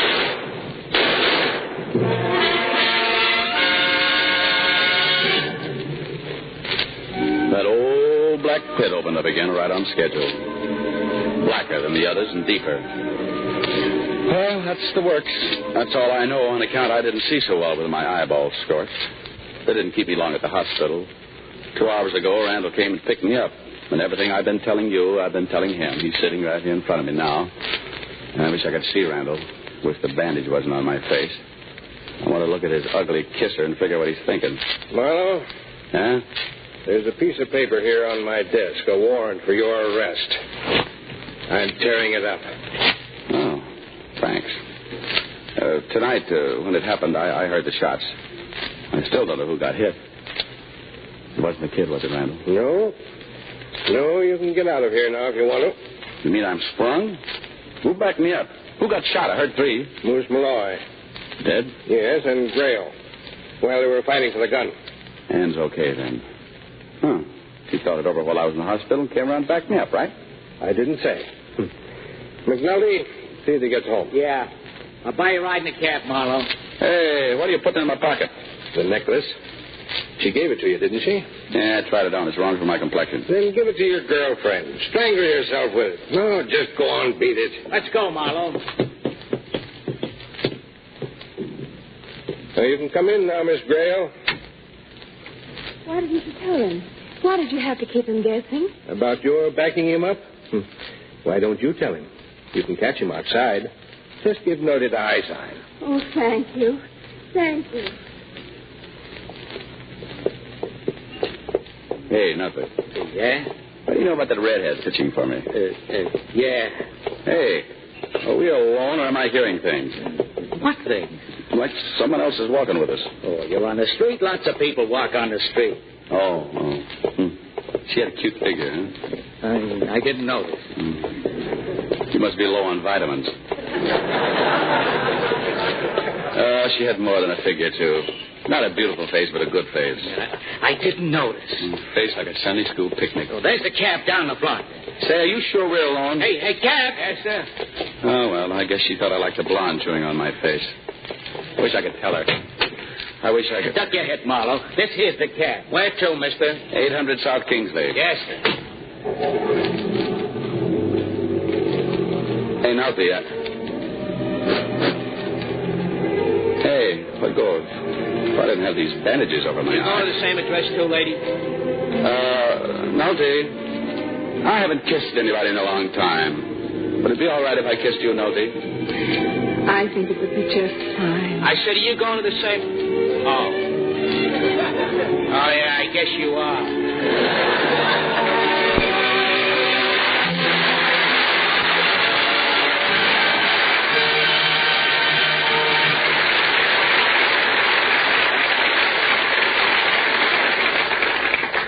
Now that we've cleared Dick Powell of murder, the rest of our cast can get back on their feet and join him at the footlights for a curtain call. You should have been in tonight's cast, Irving. You used to play in pictures. Well, thanks, Dick. But I'm too old to go through what you went through in tonight's play. Tell me, Claire, how does it happen that a nice girl like you always gets to play the bad girl role? Oh, I don't know, Irving. I guess they've got me typed. They had Dick Powell typed for a while, but look what he's doing now. That's right, June. Next week he starts a whole new radio series as a tough detective. You mean I might yet get a chance to play a sweet young housewife? And how about me, Mr. Fitchell? You think I could play Hansel and Gretel with Margaret O'Brien? Maybe if you took a course in compression, Mike. You mean expression? No, I mean compression. Or else learn to walk on your knees and keep your hands behind your back.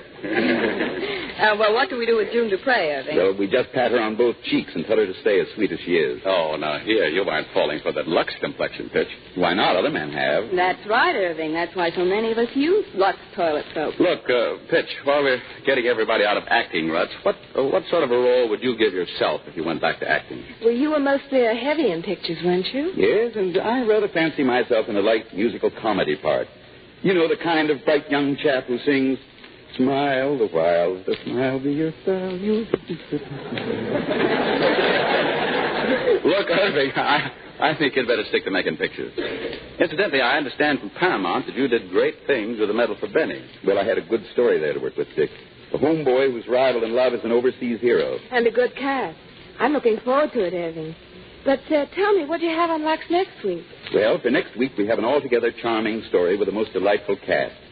The Canterville Ghost, starring Margaret O'Brien, Charles Lawton, and Tom Drake.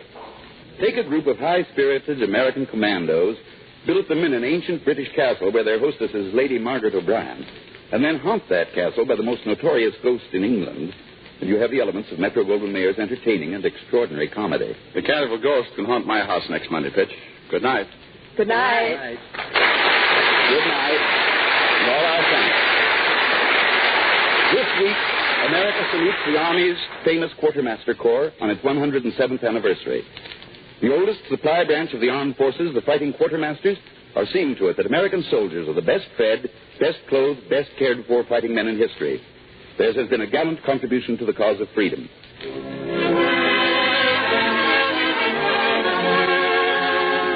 Our sponsors, the makers of Lux Toilet Soap, join me in inviting you to be with us again next Monday night when the Lux Radio Theater presents Charles Lawton, Margaret O'Brien, and Tom Drake in the Canterville Ghost. This is Irving Pitchell saying good night from Hollywood.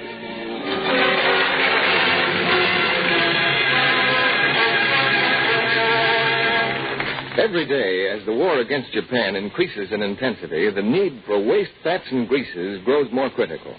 Here's one department where the enemy may be superior unless you help make up the difference from your kitchens. Save all waste fats and greases, no matter how discolored. Keep a clean can in which to strain them and take them regularly to your butcher. Remember, for every pound, he'll give you 4 cents plus 2 extra meat points. Murder, My Sweet was presented through the cooperation of RKO Studios, producers of Enchanted Cottage. Dick Powell appeared through the courtesy of the Fitch Bandwagon and will shortly be seen in the RKO picture Cornered. Claire Trevor will soon appear in RKO's Johnny Angel. Mike Mazurki is currently working on the RKO version of Dick Tracy.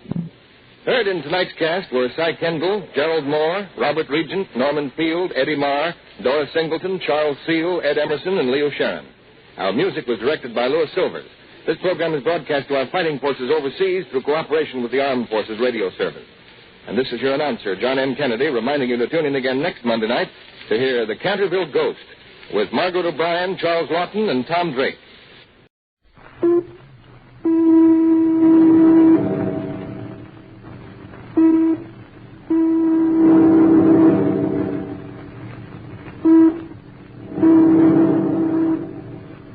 Washington calling Counterspy. Washington calling Counterspy.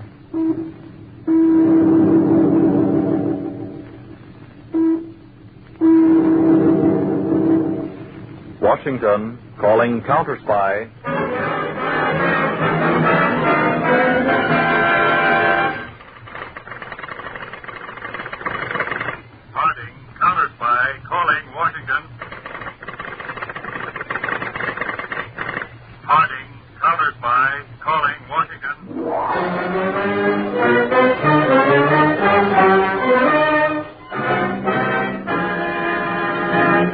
the Blue Network presents Phillips H. Lord's Counterspy.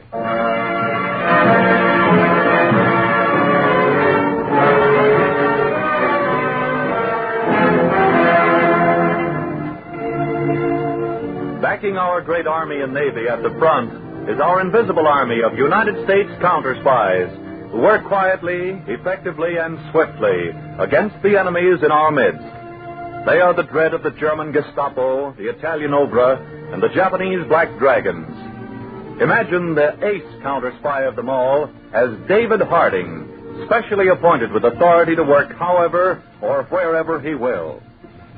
3 weeks ago, in Washington, a very prominent bachelor by the name of William R. Terrace stood in the center of his expensive apartment. The time, 11:25 at night. A dim light burned on the little ebony side table. Mr. Terrace stood there. His face was ashen white. Great beads of perspiration stood out on his forehead. Go on. You've betrayed your country. Go on. Go on, pull the trigger, you coward. Go on.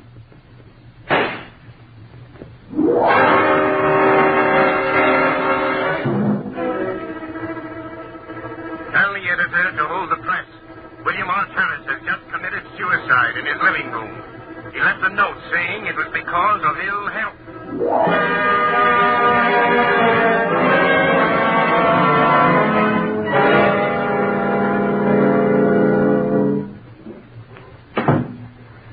It's a clear-cut case of suicide, Mr. Harding.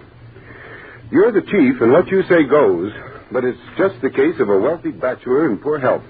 Well, I admit, Mark, William Terrace probably did commit suicide. But remember this. We're at war. The Gestapo are experts at making a murder appear to be a suicide. Then you're really going to investigate it? Well, I think I'll at least ask a few questions. Yes, sir. Now, the note Terrace left, Mark, said he was committing suicide because of ill health. I think I'll drop in on his doctor and see how bad his health really was.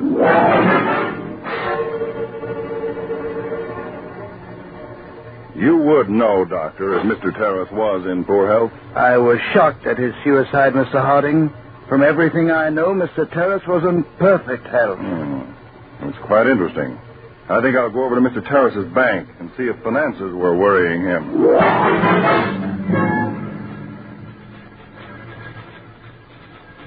No, Mr. Harding. Mr. Terrace's finances were in perfect condition. He was worth nearly $750,000. He had many government bonds and securities.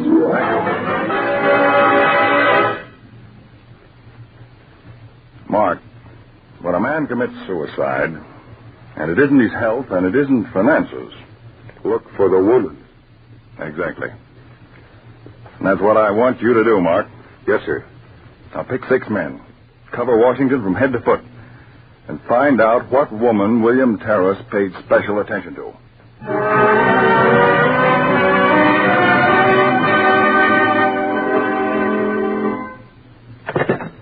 Yes?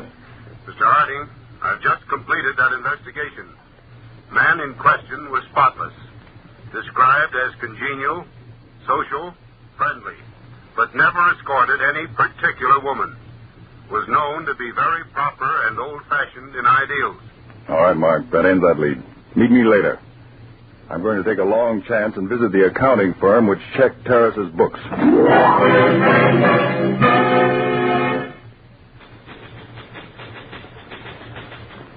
Why, yes, Mr. Harding. We've been the accountants for Mr. Terrace's firm for 9 years. I want you to go to Mr. Terrace's office and get his office pad of appointments for the past year. Now, check that appointment list for lapses of time. Then check those dates against his personal checks and see what checks were made out during those periods of absences. This should tell us where Mr. Terrace was during those absences.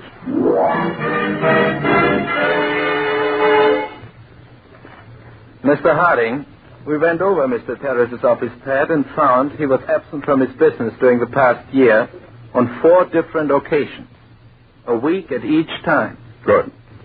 Now, during those absences, did he make out any checks? His first absence corresponds with a check he made out at the Saratoga Hotel Saratoga Springs. During Mr. Terrace's second absence, he made out a check at the clubhouse, Pine Hill, South Carolina. This third check was made out at a clubhouse, Atlanta, Georgia. Fine, thank you.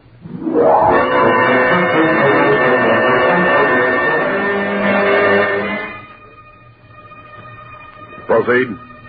This is G6, calling from Saratoga Springs. Man in question spent week here in company of woman. Dark complexion, about 31. Expensively dressed, unusually attractive. Full report follows. Fine. Proceed. G8, reporting from Pine Hill, South Carolina. Man in question stayed here accompanied by unknown woman in early 30s. Most attractive, expensively gowned, dark. Report follows.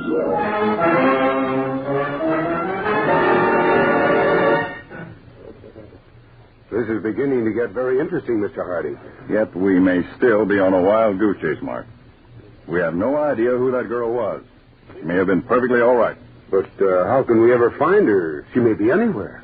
Well, here's a little something I dug up. April the 2nd, William Terrace made out a check to the Washington Jewelry Company for $8,000.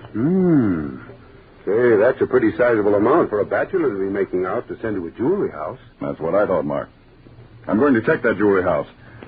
I wonder just what William Terrace bought with that $8,000. Mr. Terrace bought a solitaire diamond ring, 10 1/2 carats, platinum setting, a woman's ring. We have no record that he said whom he was buying it for. That is all. Thank you. Well, Mark, now we know that Mr. Terrace bought a ring for some woman. But who is she? Where is she? Oh, that's a tough question, Mr. Harding. Well, let's put 2 and 2 together and try to make 5. Check all insurance companies, Mark. Yes. And see if within a few days after April the 2nd, any woman insured a ring for approximately $8,000. Say, that's clever reasoning.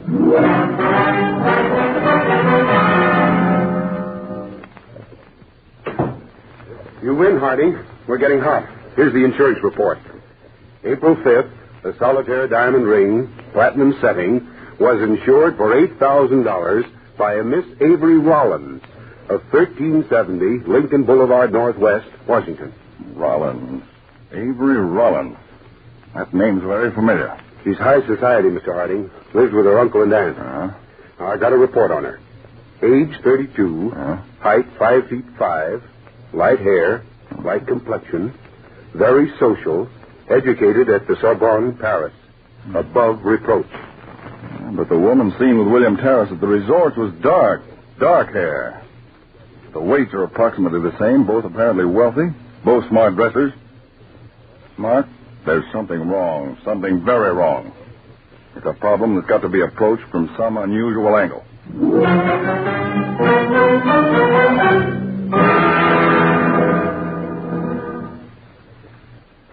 Well, you have a very luxurious apartment here, Colonel Reynolds. Thank you, Mr. Harding. I'm pretty proud of it, especially this library den. I'm here to make a very unusual request, Colonel. As you may know, I'm a United States counterspy. Yes, I do.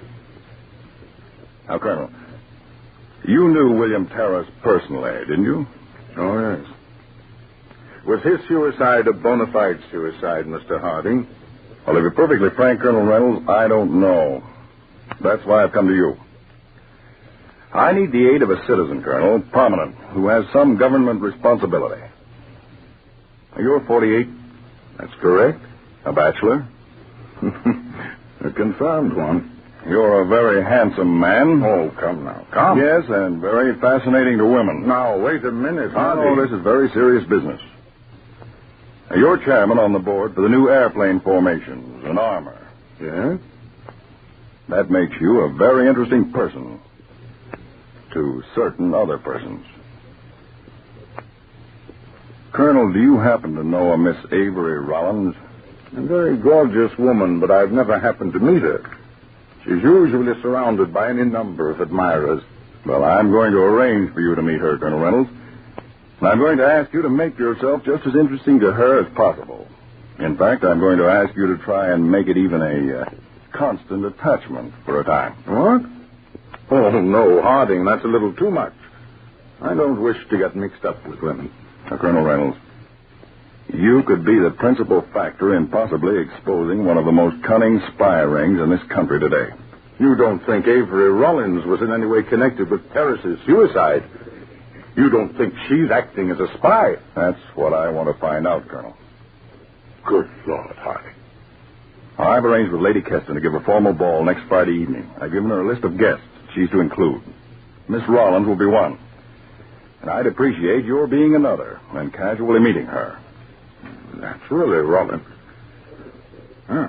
Mr. Harding, under these circumstances, no man could refuse. I thought you'd feel that way, sir. Now, after you meet her, please don't try to contact me in any way. Leave it up to me to find out what you're doing.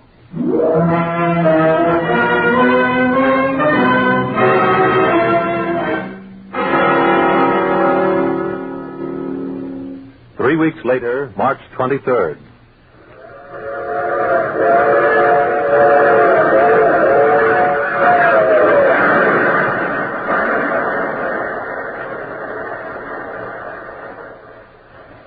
G6, the colonel boarded train at Washington. After an hour, was joined by a woman already on train. She is of dark complexion, expensively dressed, very attractive, black hair, height approximately 5 feet 5. Ticket reads Palm Springs. That is all. That's strange. That's not the description of Avery Rollins.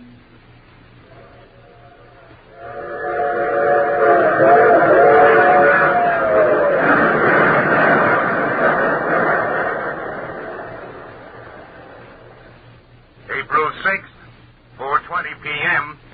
The colonel in question boarded train at Washington. Hour later, joined woman already on train. Dark complexion, expensively dressed, very beautiful and exotic. Weight, 110 pounds.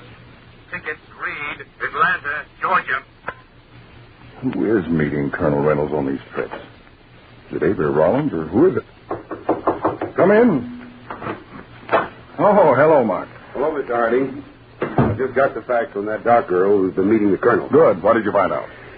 You were right, sir. After the girl got off the train with the colonel, I went to her compartment. There were unmistakable signs of dark-colored powder, blonde hair, and black hair which showed at the end of the hair, as if it had come out of a wig. Now, she must get on the train, get a compartment, and change her appearance before she comes out and meets the colonel. And it is Avery Rollins, because she's been absent from Washington at the same time as the colonel has. She's probably explained to the colonel that because of their prominent standing in Washington, she must disguise herself. Then, the way I see it, this Avery Rollins must have been the mysterious dark woman with whom William Terrace went off on trips before he was murdered. Without a doubt. And she's connected with his murder in some manner. And I've got to make sure the colonel isn't killed the same way. She's off now down at Virginia Beach with him.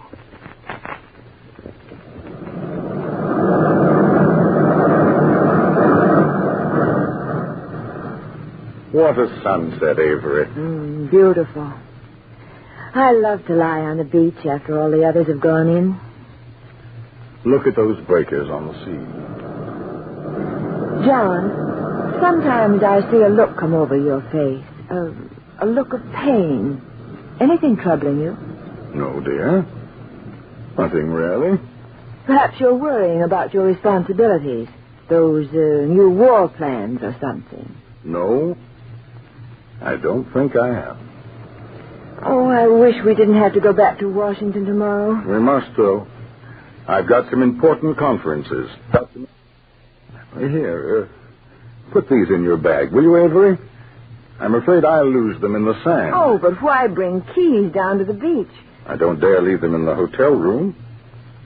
The flat one is the key to the secret cabinet in my library.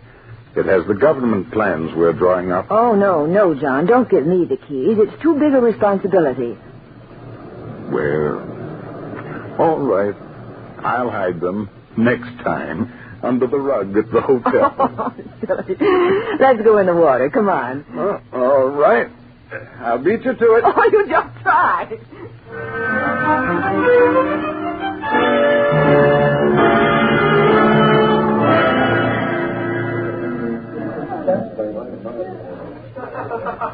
Oh, I was looking for you, Harding. Well, hello, Colonel Reynolds. Glad to see you. Sit down. Now, I thought it might be better for us to meet openly at the hotel here rather than for me to go again to your apartment. A good many things have happened since we last talked, Harding. Yes. And you've proved yourself a veteran. A professional counterspy couldn't have done better. Anything the matter, Harding? Well, I think the big moment's here. It's now or never. What shall I do? Now, I'd like to have you invite Miss Rollins up to your apartment Tuesday night for a formal dinner. Just you two. I'll try. You don't think, do you, Harding, Miss Rollins really is a spy? Yes, Colonel. I do. But I kept the key to my secret file where she could get it. Called her attention to it. Harding, tell me the truth. You don't think Miss Rollins was the girl who was with Terrace on those trips before he committed suicide? Yes. His blood is on her hands, Colonel. And probably the blood of a dozen other men. Now, Tuesday night, after you've had dinner, I wish you'd go with her into your library den for coffee. But under no conditions, Colonel, drink the coffee. Now, I'll casually drop in a little later. You intend to break her Tuesday night? If I can. And I hope I can. What's the matter, Colonel? You're white as a sheet. I'm all right. What? Can I get you something? No. What is it, Colonel? You can tell me. Harding, I love her. You don't mean that. Yes. Yes, I do mean it. I love her. Good heavens, man, you can't. But I do. I think she's innocent. She didn't try to copy the key. She's never tried to ask me questions about secret government affairs. But she's a murderess, Colonel. Take my word for it, the blood of Terrace is on her. She'd double-cross you in a second. I didn't realize how lonely I'd been. She's so clever, smart, beautiful, everything about her. I can't stand it.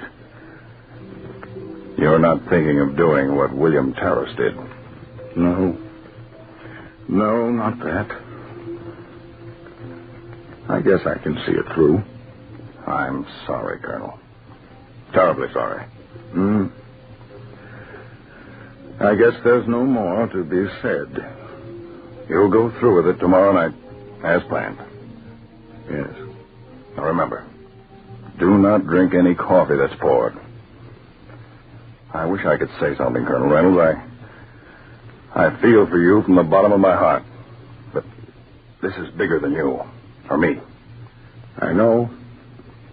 But still, I think she's innocent.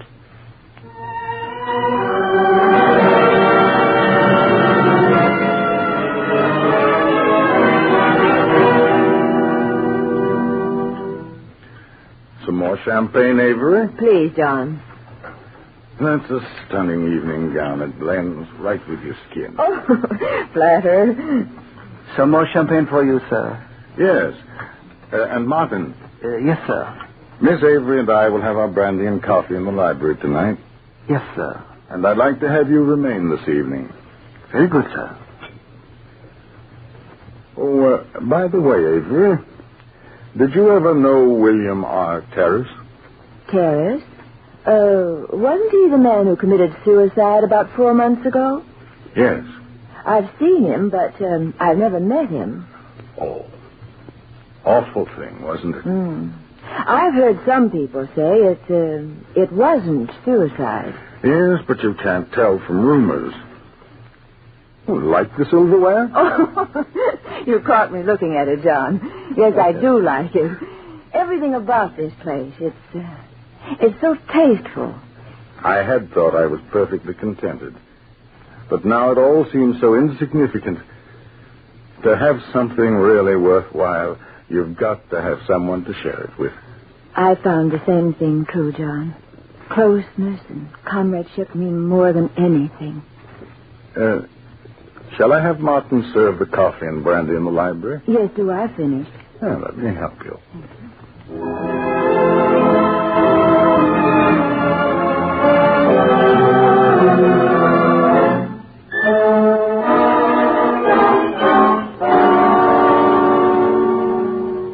But I'd rather sit on the divan with you.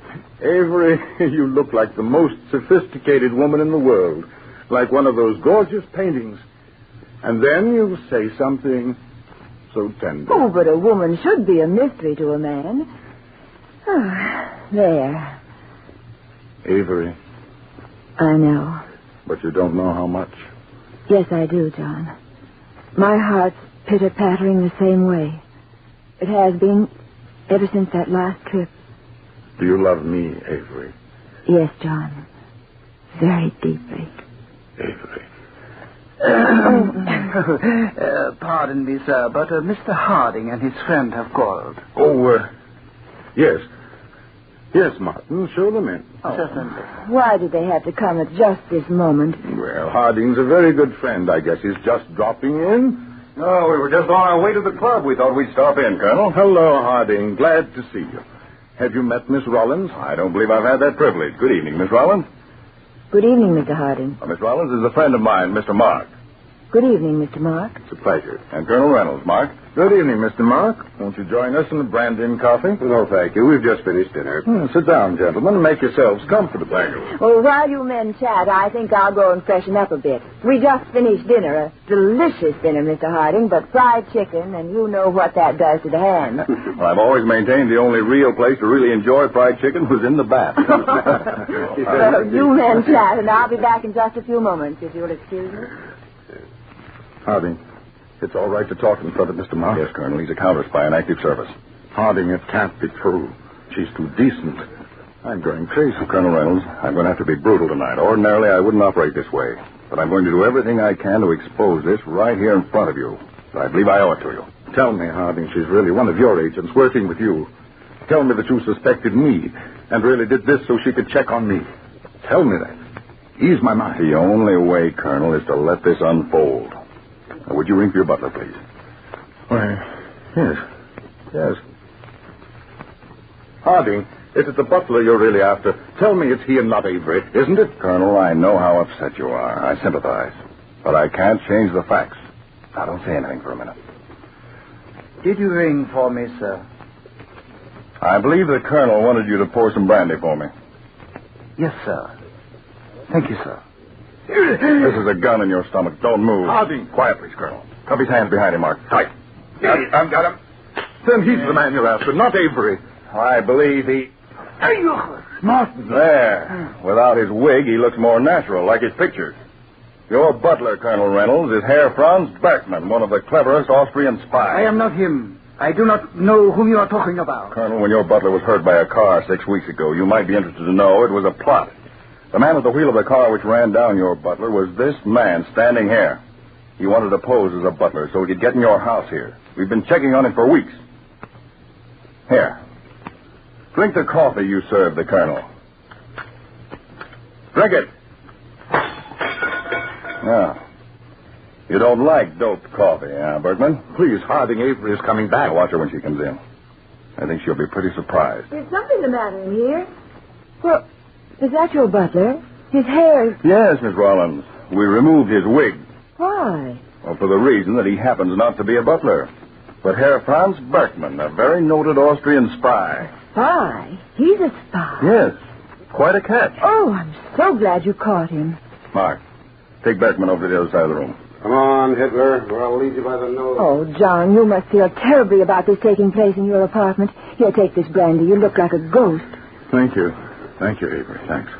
Now, Colonel Reynolds, I have a record I'd like to play for you. Would you mind my using your machine? Why, no. No, the switch is right on the side of the radio. It's just a short recording. I feel a little dizzy. I guess I'll sit here by you, Avery. Good. What kind of a record is it, Mr. Harding? What's the purpose of it? I believe that it'll be self-explanatory. It was made last night. There. The lines were spoken rather softly at the time, but I'll turn on the full volume so we won't miss anything. Here. Quick, get the camera ready. Oh, I can't find anything but personal papers. Oh, they must be there. The colonel told me himself. He kept them in the wall safe in his library. Yes, all right, but if we don't find them, you'll just have to keep on playing him. Oh, that old fool. I want to spit in his face every time I get near him. I can't stand to touch him. Oh, the plans are not here. Yeah, he has tricked you. But they must be there. We have failed tonight. But he'll probably put them in here tomorrow night. I hope tonight would be the last. Then I could break him and force him to commit suicide like terrorists. If he won't, we'll poison his coffee. Not so quick. Dog, it's vermin. I'll spit at you. I'll kill you. Avery, you know what you're saying. You pig, you swine, let go of me. Fortunately, Colonel Reynolds, the plans weren't there, but if they had been, you wouldn't be alive tonight. She'd have worked on you till she'd gotten you to commit suicide. No, and I would have made him kill himself just like I made Terrence kill himself. Shut up, you fool. Don't talk. Yeah, she'd have told you she'd gotten the plans, that you'd be disgraced. She'd have broken your heart. You'd have done what all the other men have done she's worked on. And I would have laughed at the stupid dog. Colonel, her real name is Marie Schmitz of Hungary, a paid spy. She goes to the biggest bidder. This woman is one of the cleverest, if not the cleverest, paid woman spy in this country. And that butler of yours, Franz Berkman, is her husband. Take them away, Mark. The other agents are out in the front hall. Yes, sir. Come on now. Come on. I'm sorry, Colonel, but I had to strip it all down before you, so you'd never have any doubt. I didn't know a person could be hurt quite this much. You may have saved the lives, Colonel, of thousands of our boys. I hope so. Come over here by the window for a minute. Would you, Colonel? Why couldn't she have been what I hoped she was? Look at those Marines swing along. You've done them and the boys like them a great service, Colonel Reynolds. No one will probably ever know about it. But you will. And I will. Let's open the window.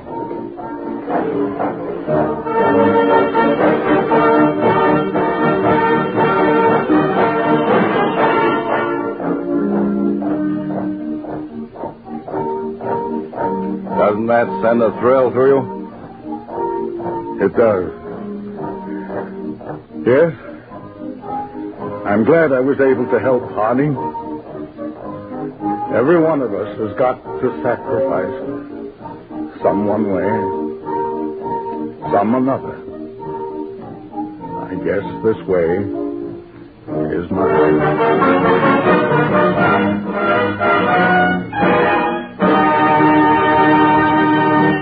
All over this country tonight is spread a great army of counterspies, men working to protect you and our boys at the front. Special agents of the Federal Bureau of Investigation, of the Secret Service, of the Treasury and State Departments, of the intelligence bureaus of the Army and the Navy. Men who are constantly on the alert, diligently protecting our home front. These men beg of you not to talk concerning troop movements, armaments, defense plants, and wartime plans. There are many leeches, enemy agents, just waiting to pounce on every little scrap of information so their experts can piece it together into a big, compact picture of our war efforts. Next Monday evening, Counterspy David Harding will be on the air. Tell your friends, invite them to listen in to these exciting dramatized cases portrayed weekly at this time.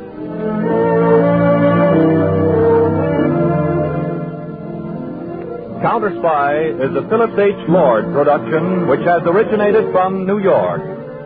This is the Blue Network.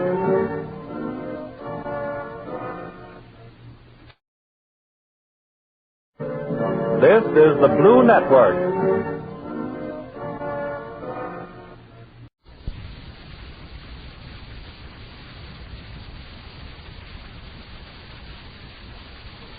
Crime does not pay.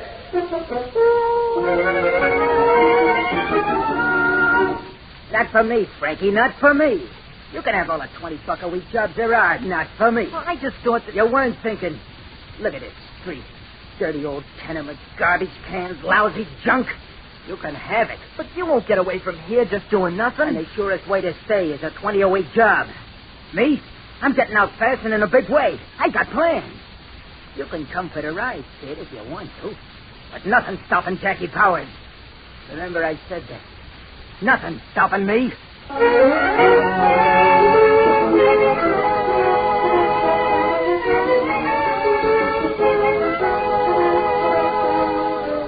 In the interest of good citizenship and law enforcement, we present Crime Does Not Pay, based on the famous Metro-Goldwyn-Mayer series of short subjects. In just a moment, you will hear The Kid with a Gun, featuring Donald Buca.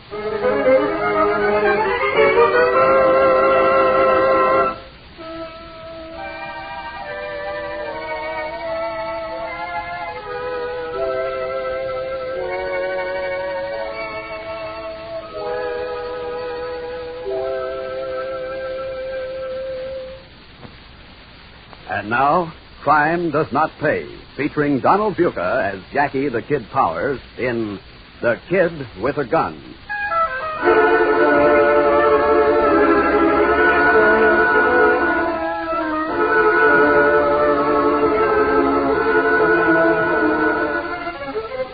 Jackie Powers was born and grew up in a big city slum. He resented that. He resented the weary tenements, the grimy flats, the tired, beaten people, among them his own mother and father. And as he sat on the stone stoop of the building where he lived, his cap on the back of his head, a crumpled cigarette drooping from his lips, Jackie made up his mind. He invited his friend Frank along with him, partly to bolster his own courage, partly because he felt he needed a partner. And so it began, on a foggy, rainy night, perfect for the operation the kid had in mind. Why don't you say something? Nothing to say. Gee, I never thought stealing a car was so easy. Hey, take it easy, Jackie. It's wet out there. It's strictly the speed limit, Frank. Going to a job, that is. Think I want to get picked up for driving without a license? I never thought of that. You got to think of everything. Go through a red light, for instance. Prowl car stops you, flatfoot asks for the registration, boom, up you go. And a larceny rap for stealing the crate. You just went through a light, Jackie. Huh? Oh, yeah. Okay, so that's another $4 I owe the city. Let him try and collect. But you just said that... So I said. So okay. Forget it. You got those newspapers? Yeah. Here. And the brick? On the floor. Wrap the brick in the papers. I don't get it. You will. Do like I tell you. Now we're here. Now pass now. Right. All set? Yeah. Let's go. Hey, it's wet out here. So what? You want an umbrella? No, but my ma does. Does that keep you dry? Give me that brick. Now, dummy, you'll see why the newspapers. They bust the glass off and it falls inside the window. Catch? What's that? Boy, look at that box jacket. Yeah. Well, Ruthie looks swell in that. Here we go. I got it. Let's scram. Oh, boy, I started the bell ringing, too.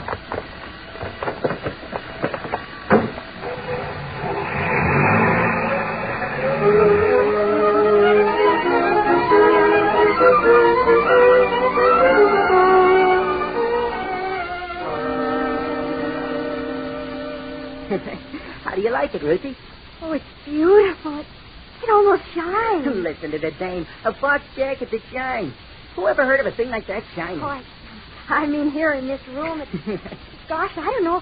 Like something that dropped down from another world. Yeah, it came from another world, all right, Ruthie. The kind of world I'm going to live in. And quick on you think. And you're coming with me, baby. Go on. Put it on. It's yours, Ruthie. Oh, no. No, Jackie, I won't take it. But I got it just for you. I won't take it. That all you know how to say, I won't take it? Where did you get it, Jackie? What's the difference? I got it. I can't wear it myself. It's for you. Where did you get it? In the North Woods, I trapped the little foxes all by myself. Caught them by their cute little tails. Oh, Jackie, please. Oh, now, look, Ruthie. All my life, I figured my girl would wear furs. Not lousy rabbit skins, good furs. So here they are. What's the difference where I got them? You like them, don't you? Oh, it's beautiful. A girl dreams too, Jackie. So, okay. Put him on. But I gotta know, how did you get it? I didn't make a killing in Wall Street. You can bet on that. Oh, tell me, Jackie. Ah, put it on. I want to see you in it. Then maybe I'll tell you. Well, all right. Hey. Gee, the lining feels so smooth. Silk, I guess. Oh, no, it's satin. Oh, yeah. Yeah, sure, it's that. Hey, now turn around. Okay. Now walk. Slow like. Oh, baby. If I ever catch you walking like that for another job... No, Jackie. Now, tell me, how did you get it? Like a hot knife through butter. Bust to the window. Boom. Off we go. I don't want it. What? Of all that crazy things, I stick my neck out and you don't want it. Well, what's the matter? Some of the glass stick in the lining? Jackie, you stole it. Well, sure I stole it. How else did you think I got it in the first place? Now, where would I get the dough for something like this? From the bum who calls himself my father? From my washerwoman mother? When you talk like that, I think I hate you. Oh, here, take the jacket. It makes me shudder to touch it. Makes you shudder to touch me, too, I suppose. Yes, it does. You now. Me last Saturday at the dance. And afterwards. So now I'm asleep or something, huh? Come here. No, you're ugly when you look like that. Stay away Here, from me. I said. Will you... Oh, please, take your jacket and go away.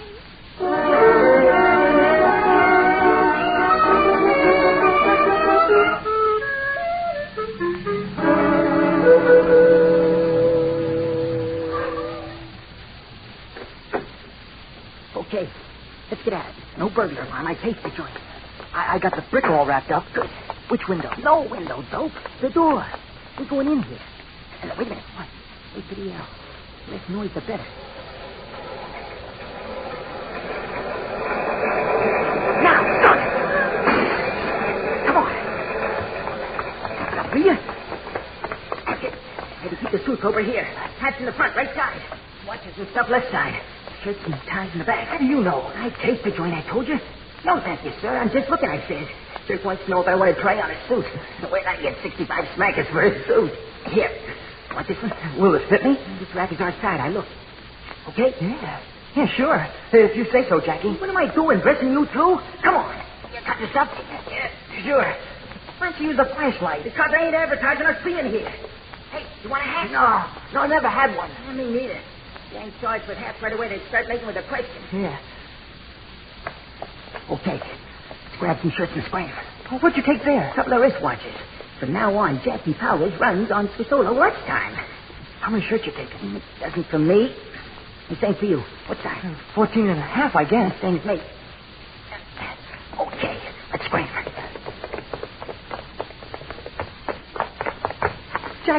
Jackie, the car. We took care of that, Sonny. Drop those suits quick. Yeah, sure. No, I didn't do nothing, honest. I didn't do nothing. Stop you. Come back here.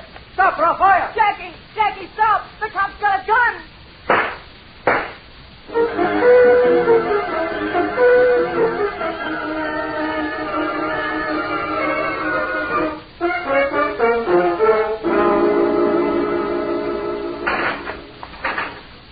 This way, kid.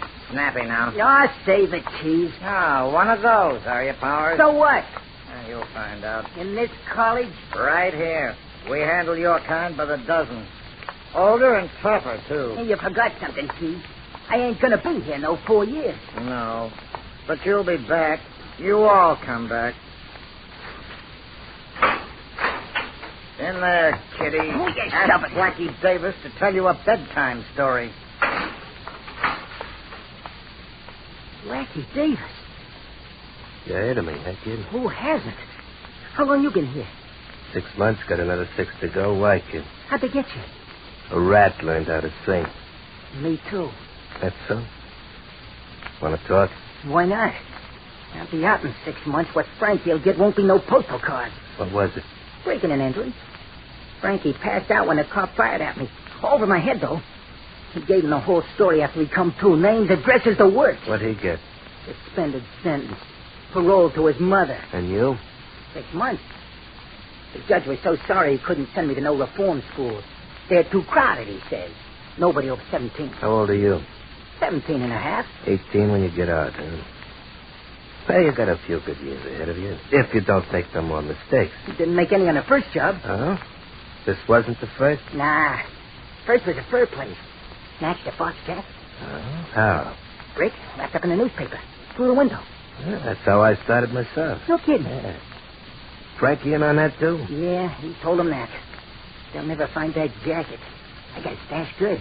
It's something special. Here's for a dame. When I find her. And I will. How'd you break and enter the last place? The same way, through the glass door. Something wrong? Well, the cops spotted the car. What's the break got to do with that? Yeah, that was bad, too. Never do a job the same way twice. Once you get in the habit. Look, kid. Spider Jones is 2 cells up the line. The cops know his touch so well, when they find a job he's done, they just pick him up. Why, get it?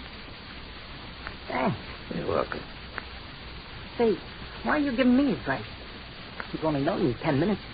Well, we're going to be in college together here for 6 months. I'm starting your education, see? Why?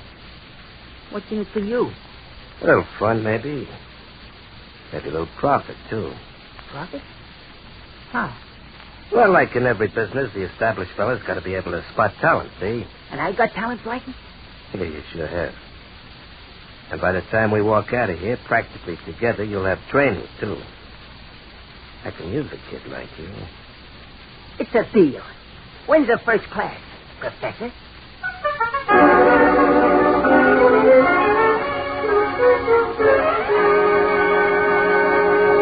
In just a moment, Crime Does Not Pay will continue with this story of The Kid with a Gun.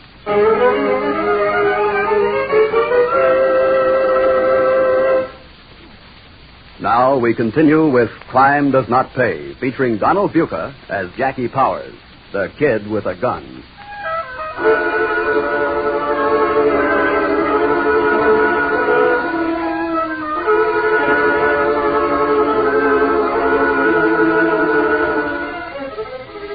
Yes, Jackie Powers went to college, and with an expert professor.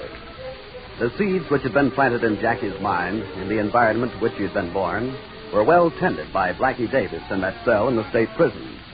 And they sprouted and bore fruit when Jackie came out of prison at the age of 18. By the time he was 21, he was Jackie the Kid, second only to Blackie Davis, fast with a knife and faster with a gun. And at long last, Jackie was living the life of which he had dreamed. Hey, Gladys. Yes, kid? I got something to show you. You got something to show me. Yep. Extra special. Take a look, beautiful. Hey, try it on. Hey, that's a honey. Geez, you don't make them like that anymore. Had it 4 years. Well, that was before you had your vacation. Uh-huh. I kept it kind of private. You like it? Well, who wouldn't? You? With that mink Blackie gave you? Oh, mink's all right. It's sort of a uniform these days. You're nobody without a mink. But foxes like that. Oh, I guess I'm just a chorus girl at heart, Jackie. No girl ever stayed in a chorus with a figure like yours, baby. With or without fans. Why, Mr. Powers, how you do go on. Yeah, that I love, huh? You want to try it? That's right. Well, I'd love to, darling. If you do, it'll mean something. Meaning what? You'll belong to me. More than to Blackie. Well, the kid grows up. I grew up a long time ago, baby. Aren't you cutting in where it might be dangerous? Blackie? Uh-huh. You're worth it, kid. With me, there's extra value when what I want belongs to someone else. You probably beat your women. Up to now, no. I'll try on the foxes. Just for size? Maybe. How do they look? Walk for me, baby. They were made for you, beautiful. And you were made for them. Just for them? You know better than that. You don't want to crush foxes like that. Right. Yeah, Jack? Who else? We're here. 3 of us. Take your skin, baby. Come on in. Okay, kid. Cut it out. Get in there.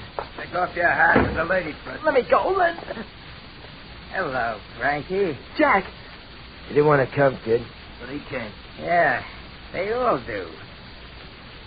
Frankie, I've waited 3 years for this. Why don't you leave me alone? What'd I ever do to you? 6 months. That's all. Remember? I had to, Jackie. They had a rubber hole. You had to nothing. Oh, excuse me, Mr. Rain. This is Frankie, my one-time partner. Frankie, say hello to Gladys Terrain. Hi. Gladys Terrain? Yeah. Yeah, I told you I'd do all right, didn't I, Frankie? You know the name, I see. Who doesn't? Say hello. How do you do? Fine, thanks. And you? Jackie, what do you want me Shut to... up, will you? What do you want with it, kid? This character, ladies and gentlemen, couldn't keep his trap shut. Oh, one of those? Yeah. Yeah, one of those. Of course, if he had kept quiet, maybe I wouldn't have met Blackie the way I did. But that doesn't make much difference, see? Frankie, what would you do in my place? Oh, Jackie, for the love of... Jackie. Joe, Harry, hold him. Yeah, sure. Stop, please, don't! Something worse than anything a cop would dare to do. And that's for passing out on me that night on 3rd Avenue. A match! Hold on his head. He ain't feeling nothing, kid. Throw some water on him. Won't do no good, kid. Can we put him down now? Throw some water on him, I said. What's the use? He's dead, kid. Yeah. All the way over here, he kept saying something about having a bad heart.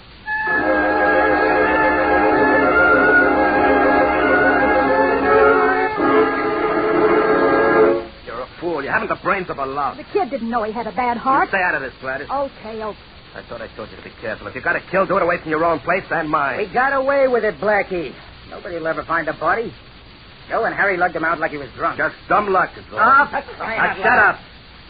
How many times do you need to be told? I don't need to be told. Not anymore, I don't. Well, now you know everything, huh? I get along. Without me to witness you, it'd last as long as ice in July. You bore me, Blackie. I got a trick or two. You know, Gladys, I think this brat needs a brief lesson. Of course, I probably shouldn't waste my time with dirt in my hands, but for his own good. Stay away from me, Blackie. I'm warning you. Yeah. There'll be more where that comes from. Blackie, look out. He's got a knife. That kind of a trick. Oh. That was one trick he didn't teach me. Nobody slapped me around. Somebody screaming it. And if somebody did? All right, Jackie. Put away the heater. Not till I know where you stand. Well? With you, of course, with you. And Harry? Harry, do what I tell him. What about Gladys? She's with me. Aren't you, baby? Yeah, naturally, kid, of course. She likes foxes, Joe. Big, fluffy foxes. What about Blackie? I got an idea about him, Joe. I understand the Flatfeet have been looking for him for some time. Let's make them a little present, eh? You and Harry drop him on the steps of City Hall sometime tonight.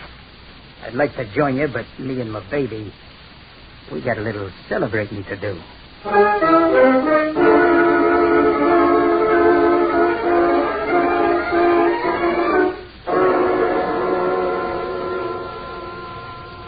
Okay, fellas. Now let me repeat the orders once more.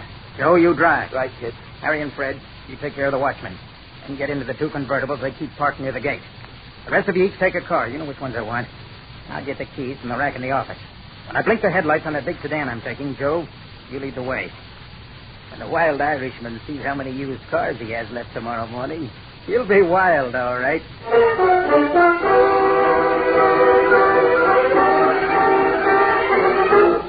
All right, Joe. 10 seconds. Right. First time a whole chain of jewelry stores is busted open in one night.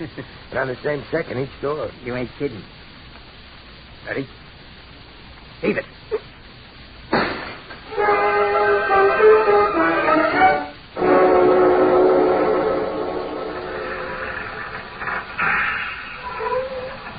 Come on down out of that driver's seat. What for?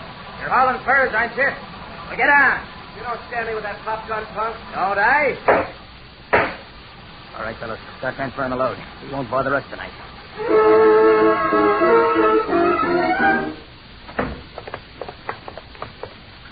Okay, Alex.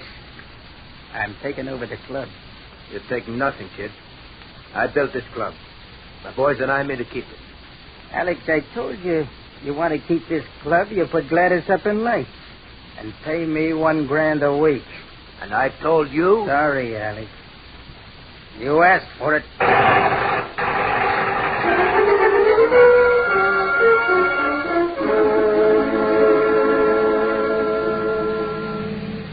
Say, I showed one of the girls a coach, Jackie. Yeah? You know what she said? Nah, what? She said the next time she came to see me, she expected to see a mink bedspread with ermine trimming. Maybe she will, baby. Maybe she will. Now what? I think you passed the red light, kid. Hello, the curb, you.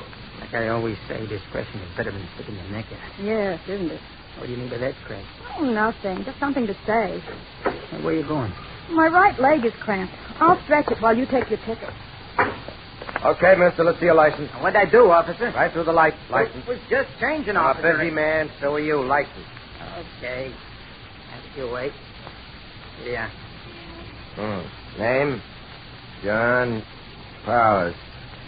Now, let me see your registration, too. Officer, Jack is the nickname for John, isn't it? What's that? Why, you little... Officer, he was holding me with his gun. He's Jackie the Kid Powers. You little squealer! Wanted for the murder of Blackie Davis. Now they'll get you, Jackie. Now they'll get you. And Blackie can rest in peace.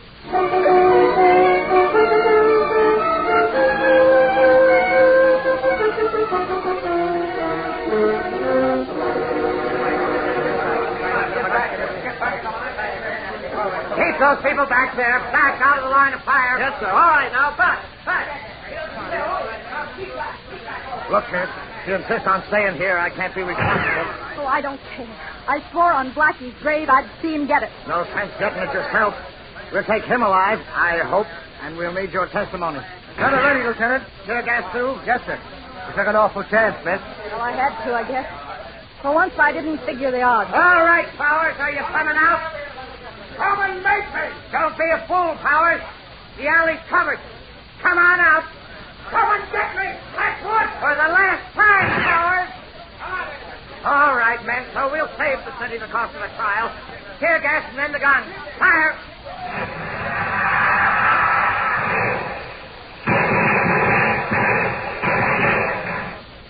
Had enough, Powers? All right, let's go in and get him.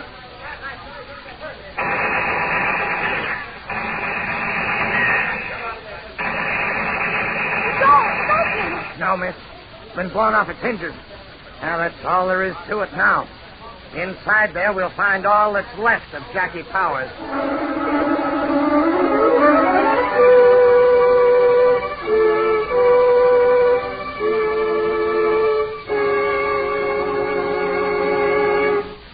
Crime does not pay.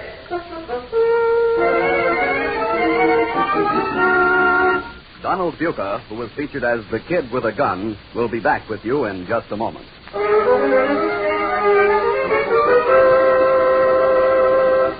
Now, here in person is Donald Buca. Almost every day I read in the newspapers, as you do, of some criminal who has been caught or convicted who had a background like Jackie. His story is one among thousands of crime and its penalties. A crime that has its roots in social ills which we will one day cure. But that cure is the responsibility of all of us.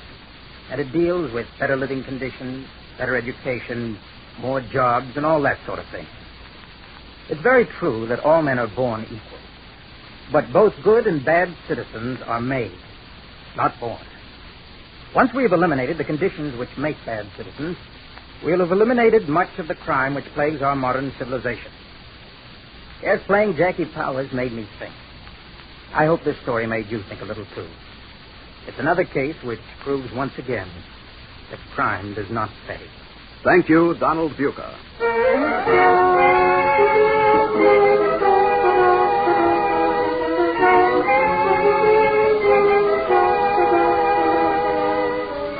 Crime Does Not Pay is presented by arrangement with Metro-Goldwyn-Mayer, producers of the Technicolor picture That Forsyte Woman, starring Errol Flynn, Greer Garson, Walter Pigeon, and Robert Young.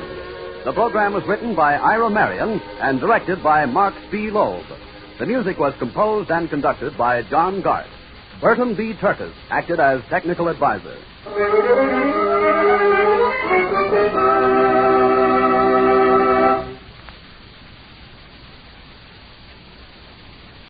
Now, Gangbusters, presented in cooperation with police and federal law enforcement departments throughout the United States.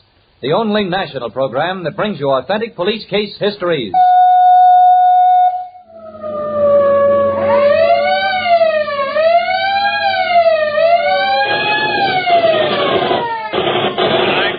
Gangbusters presents the case of the Quincy Killers. Who didn't know that a railroad ticket in the hands of alert detectives could be a one-way ticket to the gallows? Gangbusters has asked the Honorable Peter F. Hartman, former Chief of Police, Quincy, Illinois, to narrate by proxy tonight's case. Now, Chief Hartman, before we begin, I'd like to remind our listeners about a special feature at the end of tonight's program. It shows how a girl of 12 and a boy of 14 helped capture a dangerous kidnapper. I'm quite anxious to hear that myself, Don Gardner. Well, Chief Hartman, let's get to tonight's case. Well, Don, it's not very often that a situation such as this arises in society.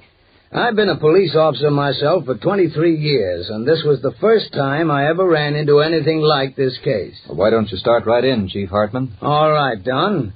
Let's begin in the city of Quincy, Illinois, one spring evening a few years ago.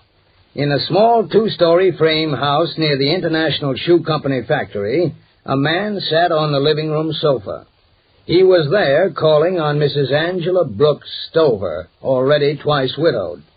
Angela was seated at the old melodeon, and the music coming forth seemed to be a hymn.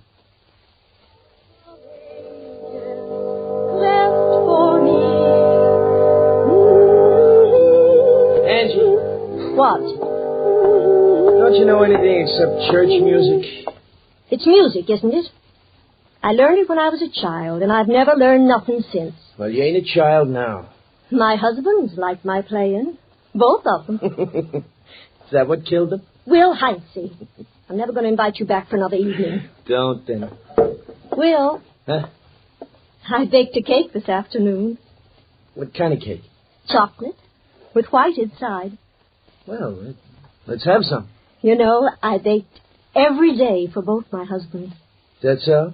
Every day. Now, look, Angie, you're not hooking me for number 3, so if you're going to make hints, good night. Will, what's the matter with us getting married? Is there something about me you don't like? No, Angie, it ain't that. But... Certainly time he was getting married. Well, it's my father. There'd be nobody to look after him. Since when's he sick in bed and look after himself? It's you that's clinging to him. Now, wait a minute. I can take care of myself. If you didn't have that old goat to drag around with you, maybe you'd get someplace in this world. Pop is plenty smart. He's smart enough for me to listen to. You're just scared of him, that's all. Like any minute he was going to take you out in the woodshed. Like you were still running around in knee pants. That ain't so, Angie.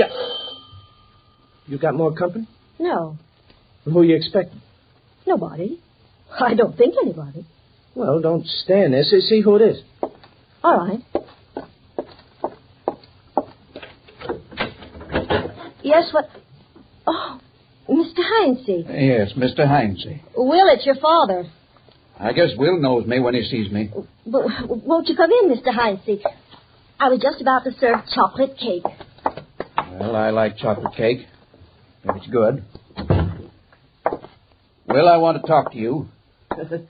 Angie makes good chocolate cake. Huh? The best. And I got some coffee up. Well, then go get it. Don't stand here talking about it. The eating is the proof of the pudding. All right. Make yourself at home, Mr. Heinze. I will. Well, what's the matter, Pop? Will, if I was a younger man, I'd take a stick and pound some sense into your head. Sit down. Oh, Pop, I don't really mean to marry Angie. Angie, huh? There was 2 policemen around the house looking for you. They said Klinger's hardware store was broken into, and they think you did it. Now, did you? Pop, Did you? Well, yeah. All these years I've been teaching you, all these years I've been trying to make a man out of you. I'm sorry. Too late to be sorry. Got no respect for your father. Why don't you at least wait until I'm in my grave? Pop, don't talk like Breaking that. into hardware stores. How many times have I got to tell you not to break into anything? Unless I say so. It looks so easy. It looks so easy. Now you're in trouble. Every time we got in trouble, every time it's been on account of you running off and doing something like that. Oh, Pop. If it hadn't been for you, we wouldn't have spent that time in the Missouri State Prison. And that 5 years in Iowa. You're not much better than a child. Pop, I told you I was sorry. Being sorry's not going to chase them 2 detectives away from the house there. They're waiting for you. Uh-oh. I tell you, it's lucky for you your father has a good mouth on him. I told them I'd go out and find you. Bring you to the police station. Oh, no, Pop, you're not. Well, I sure ought to. Yeah, but you ain't, Pop. It's just lucky, Will, that you're my flesh and blood. It's just lucky for you. What are we going to do, Pop? Now, I'll tell you what we're going to do. We're going to do some traveling again. To a resort. To Spirit Lake. Spirit Lake? Where's that? It's up in Iowa near the Minnesota line. I saw an ad in the paper. The people that runs the cottages there need a couple of handymen. Handymen? We're not going to work, Pop. Just long enough to get a good look around the resort. Now, we'll leave tonight.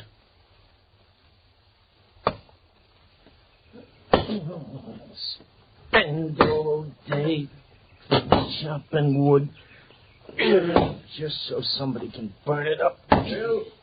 Fine job we got. Bill? What, Pop? Put that X up, Will. Mrs. Miller says dinner's on the table. It's about time. Where have you been all day? What's eating you, Will? A little work never hurt nobody. It can't hurt you. You never do anything. Will, you have some respect. Well, I thought you said we'd only be around here long enough to find out where they keep their money. I thought you Don't think so much.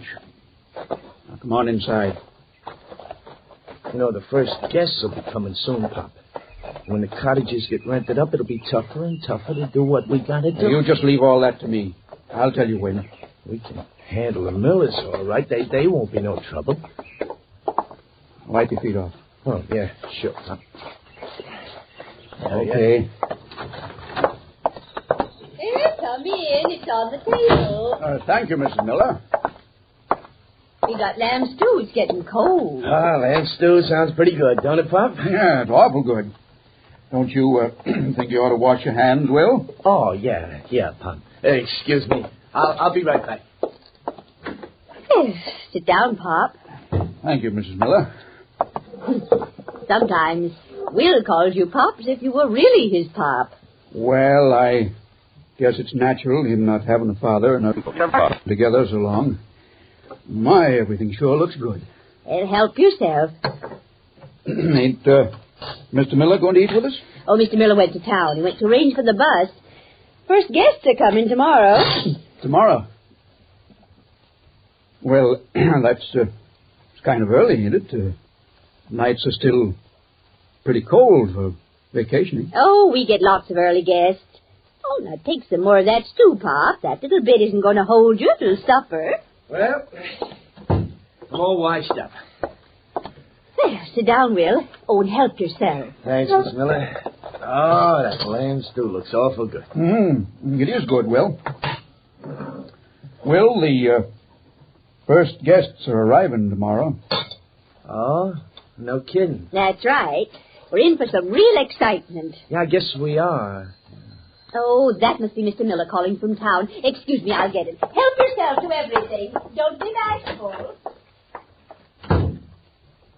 Say, this lamb stew is good, Pop. Hang the lamb stew. Well, it's good. Mrs. Miller's a good cook. Guests coming early ruin everything. Well, what can we do about it? They're coming. I tell you what we can do. We can finish our business tonight. Tonight? That's what I said. Yeah, but we don't know where Mr. Miller keeps all the money. Well, we'll find it. But how are we going to have time to find it with them around? That's easy. We kill him. Kill him? Yeah. Oh, now, Pop, that ain't good. Now, you look here. Did I ever put you wrong yet, Will? The only times we've been in trouble is when you did something on your own. That's the only times. Yeah, but do we have to kill him? If we're going to find out what we want, yes. When? Tonight. After supper. In the parlor. But, Pop... Will, I made up my mind. Okay, if you made up your mind. You're right, Will. Mrs. Miller does make good lamb stew. Very good lamb stew. So, Don, if the afternoon seemed like an eternity to Philip and William Heinze as they waited their moment, the events that night must have seemed to occur in a split second. But sometimes split seconds are remembered better than eternities by murderers and their pursuers. Now, back to Gangbusters. You were telling us, Chief Hartman, that the criminals Philip and William Heinze, father and son, planned to murder and rob their employers, Mr. and Mrs. Miller, operators of a lakeside resort in northern Iowa. That's right, Don. And that night after supper, the two criminals were in the kitchen, about to enter the parlor, where, as usual, they were invited by the Millers to spend the evening. You do like I told you, and we'll come out all right. Oh, but, Pop, do we have to kill her? I told you we did. You just watch me for signal. Good evening, Mrs. Miller. Oh, Miller? good evening. Good evening. Have a chair. Thank you. Who will? How'd it go in town today, Mr. Miller? Fine, Will, just fine. Are you finished with the sports section, Miss Miller? Yes, sir, it is on the couch. Oh, thank you. Big rainstorm in Chicago, it says. Is that so, Mr. Miller? Yes, it... Huh. Where'd you get that gun? I'm going to use it to kill you, Mr. Miller. What? No! What, you old fool! Take care of her. Oh, you maniac! Take care of her, I said. You crazy boy! Fight it! Hit her again. Now, here, shoot her. Oh, no, Pop, you do it. Oh, I have to do everything. All your life I've been doing things for you. Now, here, you shoot her yourself. Go on. Shoot her. Pop, I said shoot her.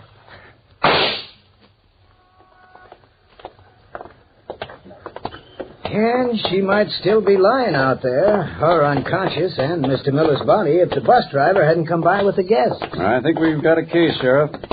Well, this is Cousin's furniture store here. Oh, before we go in, besides being the leading furniture merchant and undertaker, Mr. Cousins is also coroner of the county. He'll probably want to talk to us about holding the inquest. I understand. Well, let's go on in.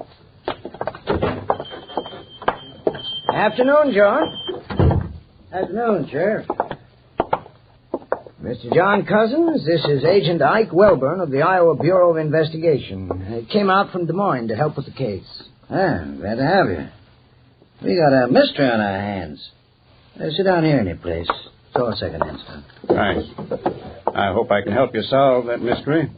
Well, Corpus Delicti is back in the undertaking department. How's Mrs. Miller? Well, the doctors give her a 50-50 chance, John. We got the slugs out of Mr. Miller's body. Looks like they came out of a .32. Both of them. We'll send them down to the laboratory in Des Moines for a complete ballistics check. What about these two men, the suspects? Well, the only time they were seen in town was the day they got off the train. When was that? 10 days, 2 weeks ago. They asked Chet North, the station agent, for directions to the Miller's place. Chet phoned out, and Miller drove in for him. I guess Mrs. Miller could give you more information about them than anyone else. Well, apparently Mrs. Miller won't be able to give that information for a while. If at all. If they'd already been hired by the Millers, must have been some correspondence between them. Well, my men certainly couldn't find anything. No payroll book, nothing. Nothing at all. You know, it's strange how the young one and the old one seem to travel together. Mr. Miller was talking about them at the feed store one day. He had an idea they were some kin, but he never asked. Wasn't the nosy kind, as long as they did their work. They did their work, all right. Come on, Sheriff, let's walk over to the depot and talk to that station agent. I want to see if I can make certain of the exact day they got off the train.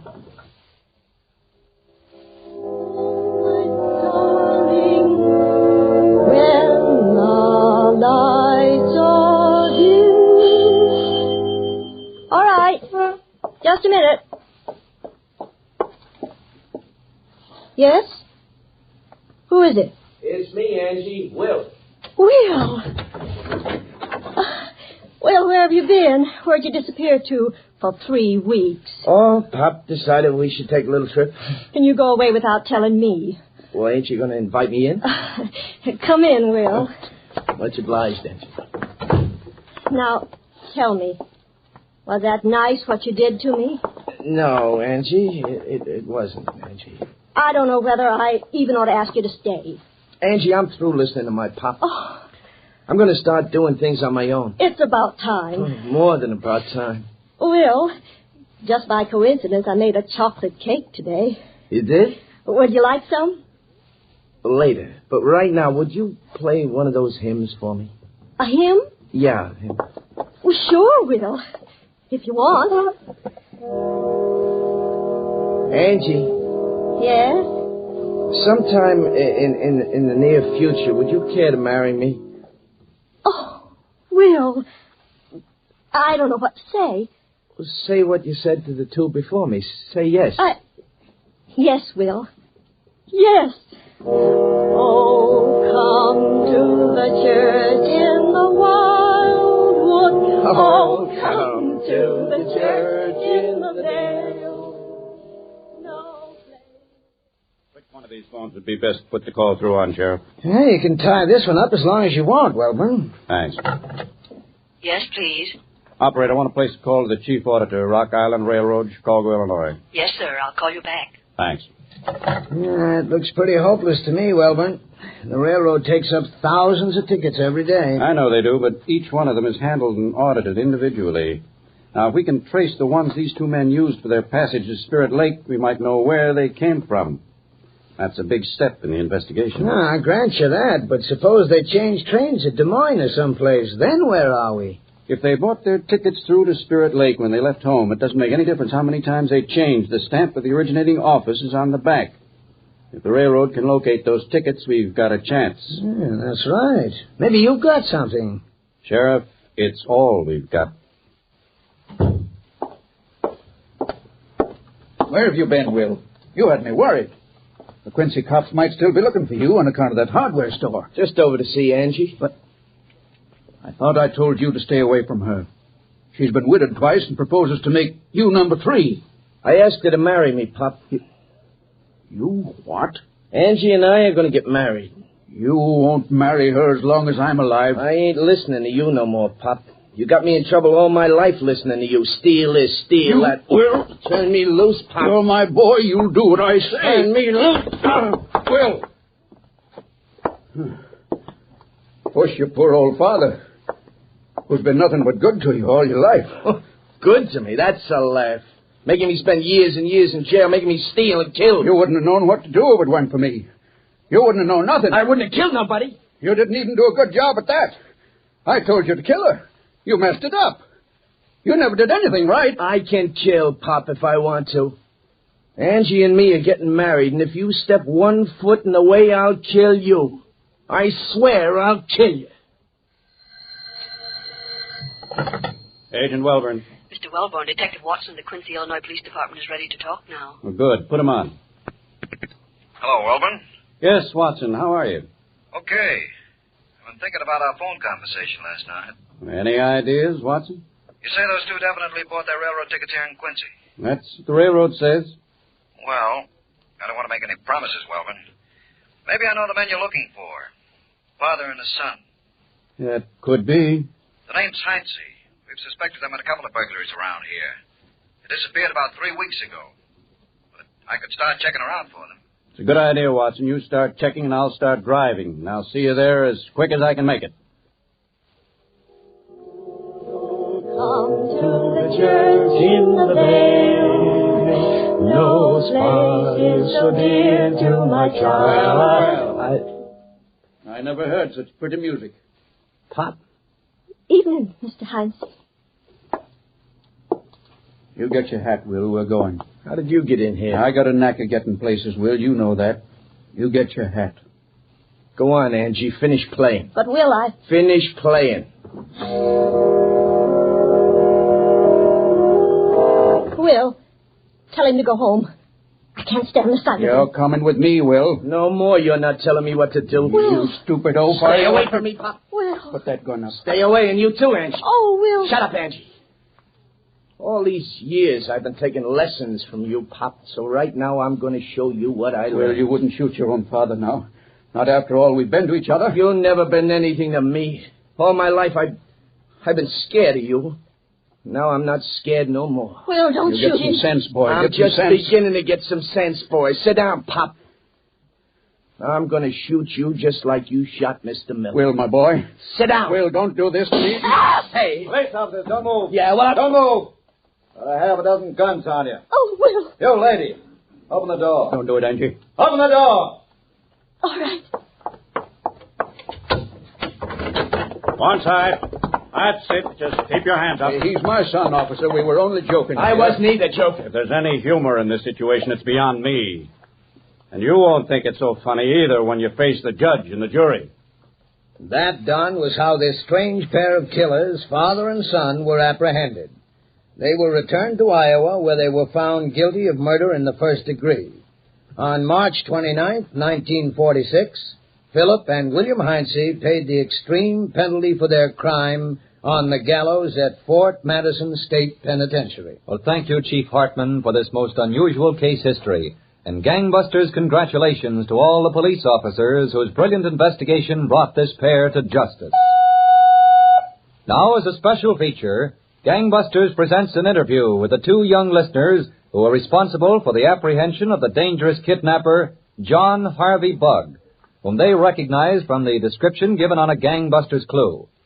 Here they are from the studios of KEX, ABC's new 50,000-watt outlet in Portland, Oregon. Hello, I'm Pauline Virgin, age 12. I'm a Girl Scout. And I'm Navarre Smith, 14, Andy Boy Scout. Well, Pauline and Navarre, you've had quite an exciting week. And now you're on Gangbusters. Why don't you just go ahead and tell all these millions of people just how it happened? All right, Mr. Hunter. You see, we live in Gerhardt, Oregon. And everybody... Gerhardt's about 80 miles from Portland. Isn't that right, Pauline? Yes, sir. Well, you see, I took riding lessons from Cowboy Jim. Mm-hmm. And, Saturday night when I was listening to Gangbusters, I heard the description of him. And it said that he had the limp and the tape on his fingers. Mm-hmm.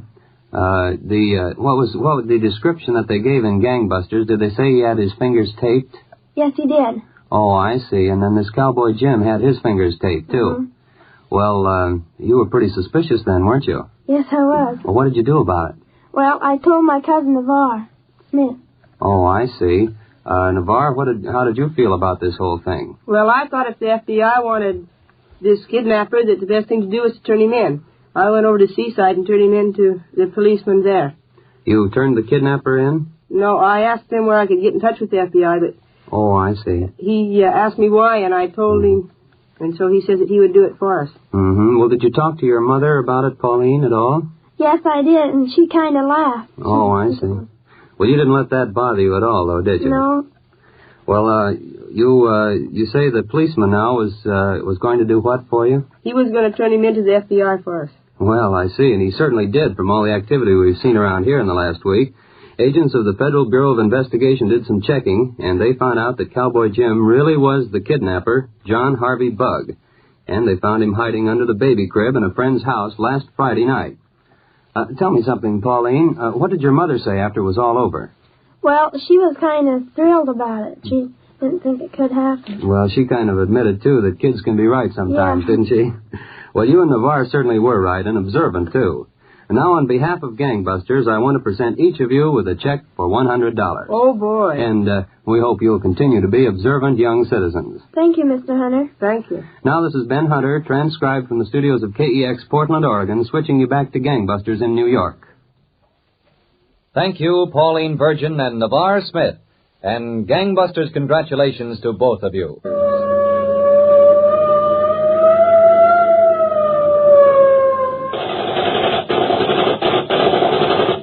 Tonight's case was dramatized by Stanley Niss and directed by Ted Corday, with Bill Smith and Bill Zuckert in leading roles. Don Gardner speaking.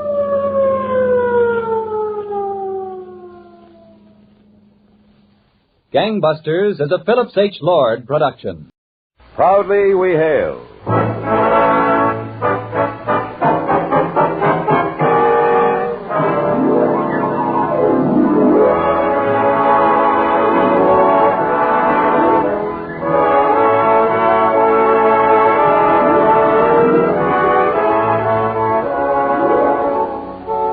From New York City, where the American stage begins, here is another program with a cast of outstanding plays. Public service time has been made available by this station for your Army and your Air Force to bring you this story. As proudly we hail a great American general, Stonewall Jackson.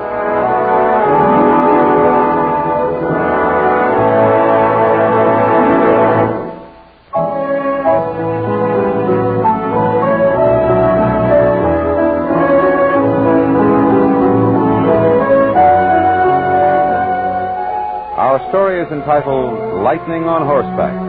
A tale about General Stonewall Jackson, the great Confederate general who fought so courageously in the war between the states. Our first act curtain will rise in just a moment. But first, today the expanding United States Army needs intelligent young men with ability and ambition. Men intelligent enough to recognize the vital need for a strong armed force. Men with ability enough to be trained in a necessary job.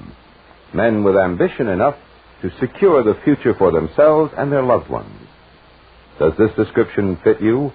Can you qualify? For full information on how you can fit in with the finest, check with your nearest United States Army and United States Air Force recruiting station now. Remember, the United States Army, the senior service of our armed forces, needs you. And now, your Army and your Air Force present the proudly we hail production, Lightning on Horseback.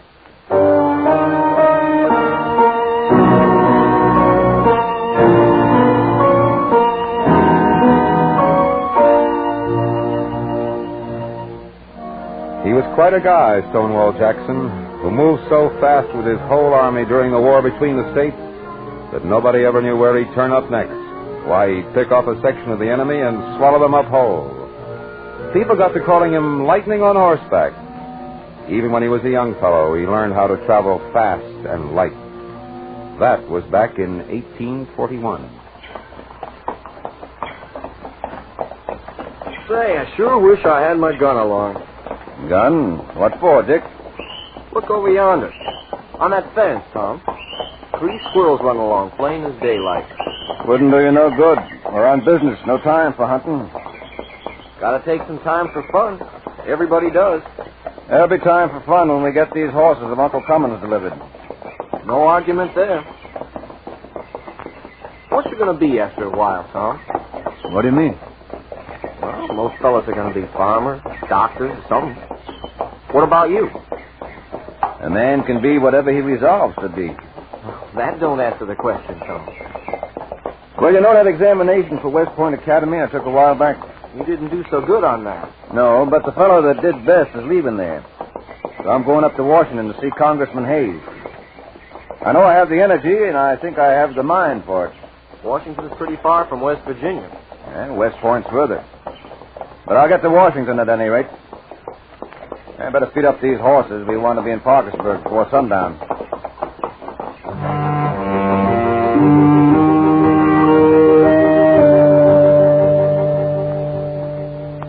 You're Thomas Jonathan Jackson, are you, son? Yes, sir, Mr. Hayes. You want to be a soldier, eh? Seems likely to be a good profession, sir. A lot of hard work involved, Tom. I've been working since I was 6, sir. Yeah, you keep at it, I think you'll do. That's what I mean to do, sir. Now that I got this far.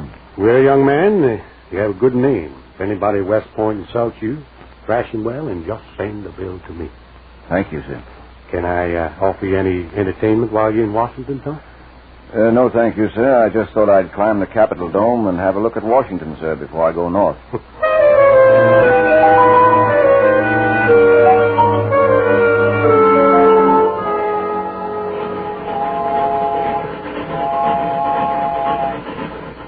New plebe coming in today, Hill? I asked Maury. He keeps track of such things. Another Virginian, gentlemen. What would West Point be without plebes and gentlemen from Virginia? Whereabouts is this one from? The hill country, Pickett. Almost a backwoodsman, I don't doubt.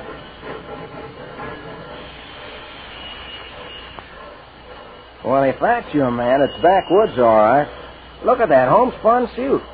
Notice the walk. 1 foot in front of the other like an Indian. Something hard said about that jaw, though, gentlemen. I think, my friends, that yonder lower classman has come to West Point to stay.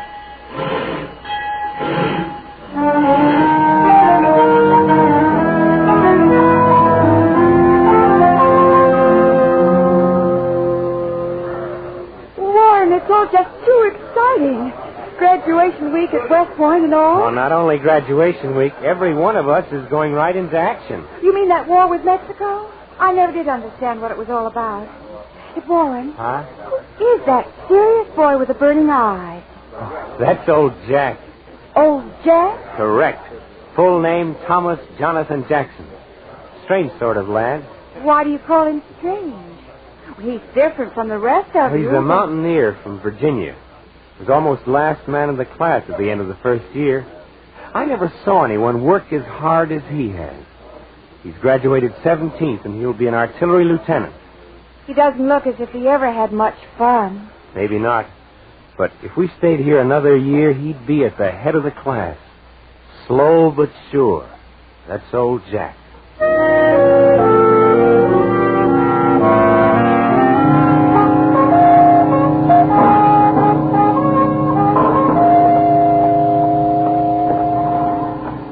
Lieutenant Jackson, sir. Yes, Sergeant. Runner approaching, sir. Very well. Have him report to me. Yes, sir. Runner, report. Message from the commanding general, sir. Thank you.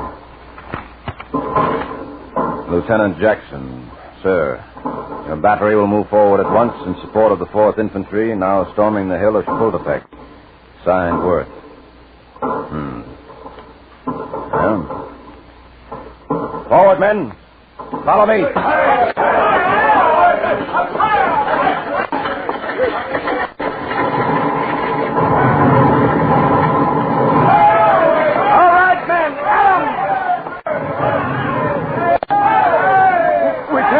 The enemy fires too strong.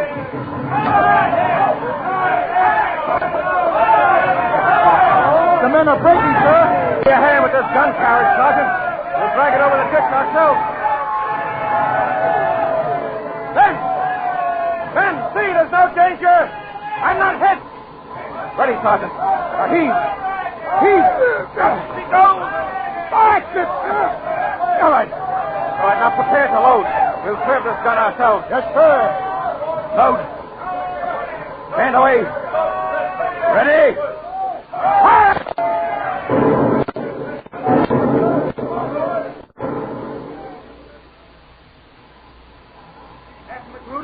Yes, General. Why is that battery out on the flank so exposed? Well, they were sent in. Go to the 4th Infantry, sir. Go to their relief at once, sir. Yes, sir.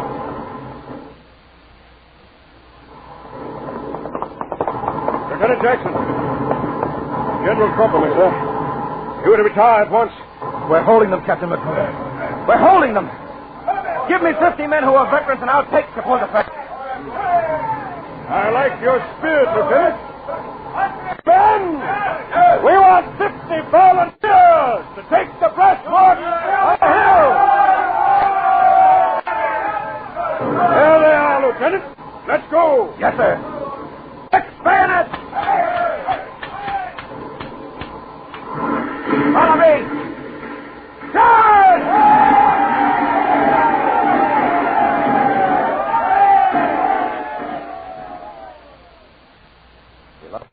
I think back now and can only thank God that He took and gave us victory on the hill of Chapultepec.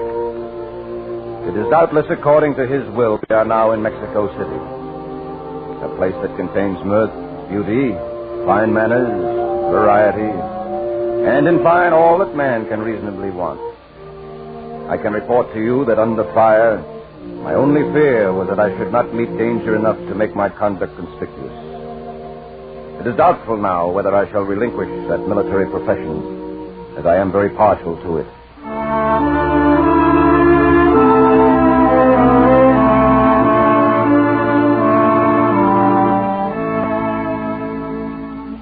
What's this I hear, Tom? You becoming a professor? Yes, I've accepted a post at Virginia Military Institute. VMI, I see. Well, what are you teaching? I shall be professor of natural and experimental philosophy, and I am expected to teach optics, mechanics, astronomy, and artillery tactics.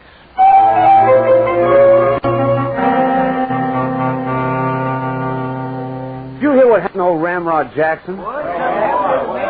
It's all over the campus. I knew he was particular sort as far as we're concerned. You know, strict attention, no dismissal until the word of command and all that. Yeah. But he actually makes himself behave that way, too. Well, get to it, Bob. What happened? Well, yesterday evening, the superintendent asked him to wait a moment in the outer office. You mean the place where we wait when we're up for breaking rules? Right. Well, Major Jackson, if you please, sat down there to wait for the super there and went out another way. And so? And so, the major of artillery, one Thomas J. Jackson, sat in that office all night until the superintendent of the institute came back this morning to dismiss him. One thing about Major Jackson, with him, orders are orders.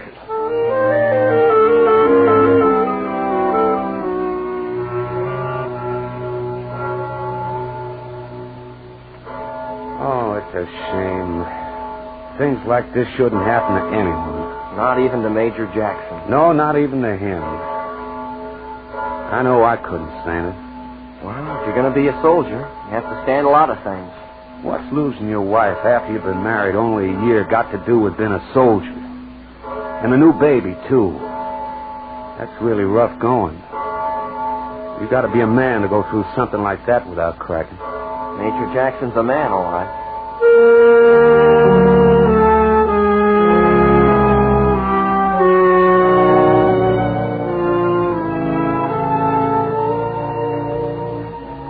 Beloved Sister Laura, it is now 3 years since my dear Eleanor passed away. I do not feel that it is right in the eyes of the Lord for a man to remain alone too long. I have written you before of Miss Anna Morrison of South Carolina. I have been to visit with her, and she has graciously consented to become my wife.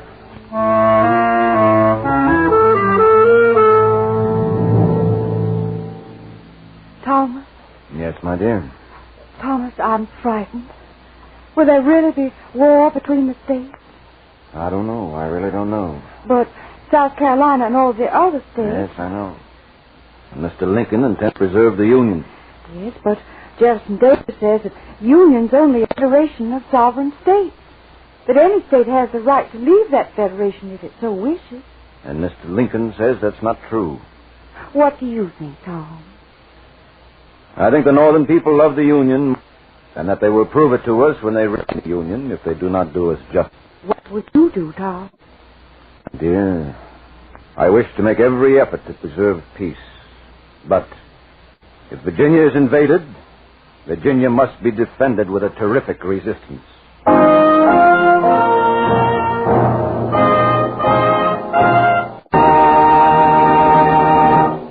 You are listening to the Proudly We Hail production of Lightning on Horseback. We'll return to our story in just a moment after this important announcement. Young man, let's talk about your future and America's future. They're important to each other, you know. Today, your United States Army is charged with a vital responsibility. You need only to know how vital. To meet this responsibility, the Army is expanding its forces. They have a job for you, a job that must be done by men of courage. You can get full details of how you may best serve your future and your country's future by a visit to your nearest United States Army and United States Air Force recruiting station today. Join the United States Army now. You are listening to Proudly We Hail.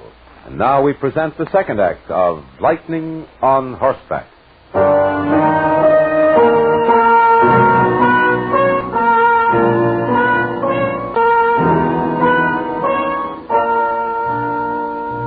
Thomas. Oh, Thomas, it's come. Virginia has seceded from the Union. If I know myself, all I am and all I have is at the...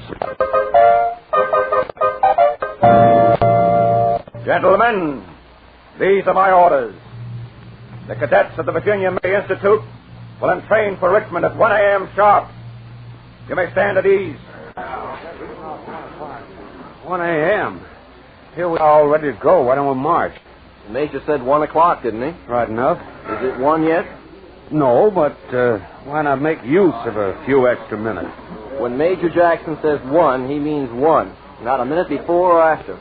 You'll see. All right. I'll see. Attention! Order! March!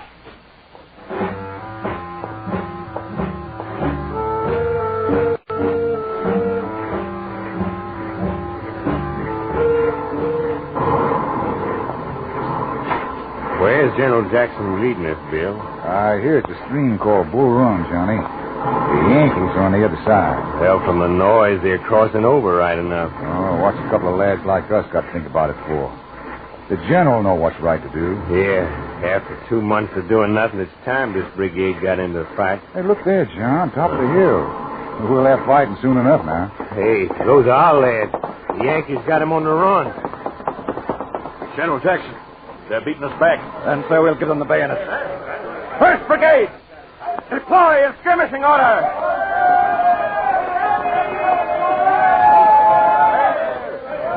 You men, halt! Form your ranks. Face about. Face the enemy.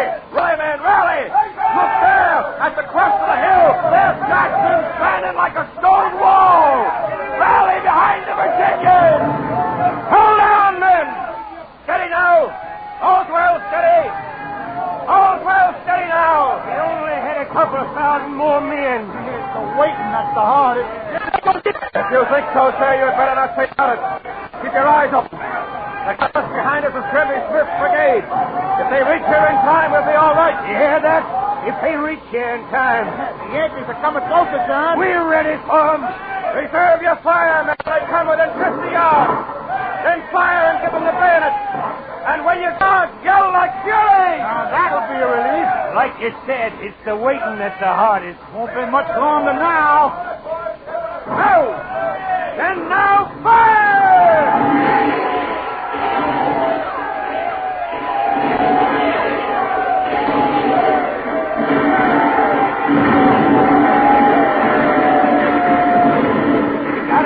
Bill, we got him going. Look at him. Yankees run. Come on, Billy. Let's give it to him good.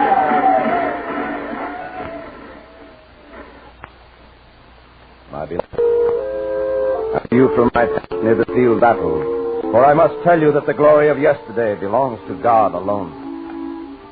He made my brigade more instrumental than any other in repulsing the main attack. This is for your information alone. Let others speak praise, not myself. You say you think the newspapers ought to say more about your husband. I brigade of Paris.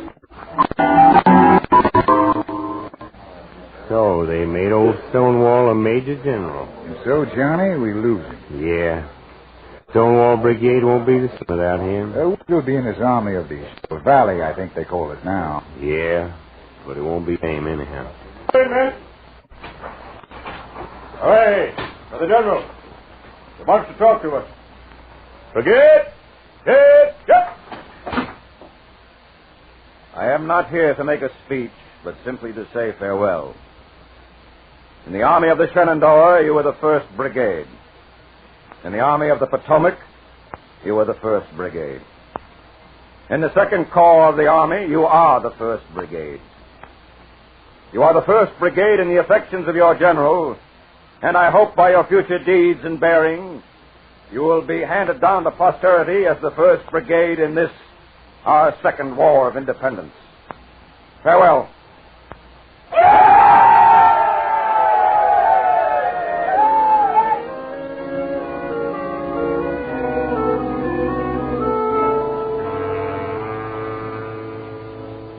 General Taylor, the Yankees under General Banks are at Strasburg in considerable force.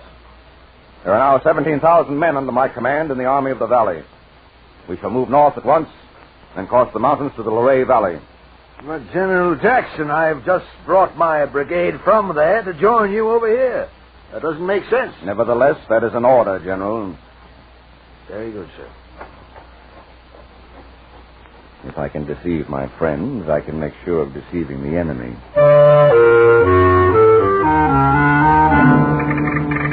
War Department, Washington, D.C. Stonewall Jackson is still at Harrisonburg in the Shenandoah Valley. Signed, Banks.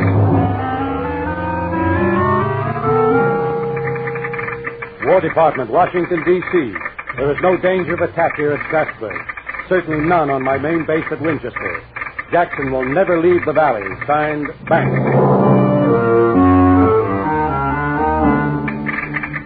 May 22nd, 1862. To the War Department. I regard it as certain that Jackson will move north only as far as New Market. There is no cause for alarm. Signed, Banks.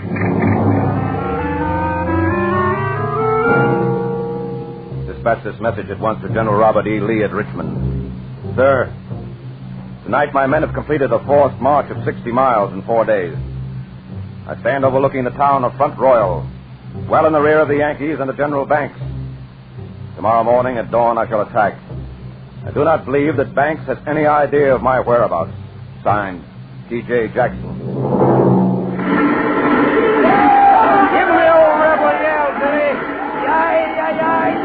I'm through with Jackson. Johnny, we're going home. Yay, yay,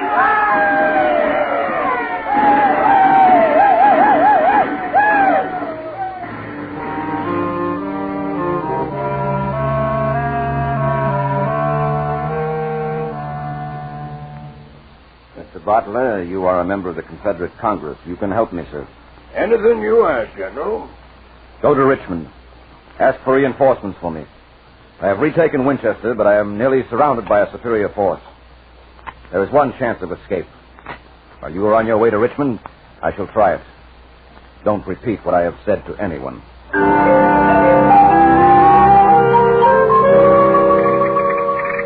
Where is Jackson? Signed, Stanton, Secretary of War. Jackson has been reinforced to 35,000 men. Jackson has 60,000 men. He's at Port Republic. June 19th. Jackson is moving down the Shenandoah Valley. June 28th. I'm expecting an attack by Jackson any moment from the south of the Shenandoah. Signed, Banks. General Lee reports that on June 28th, General Jackson had been fighting McClellan before Richmond for 2 days and contributed greatly to the relief of that city.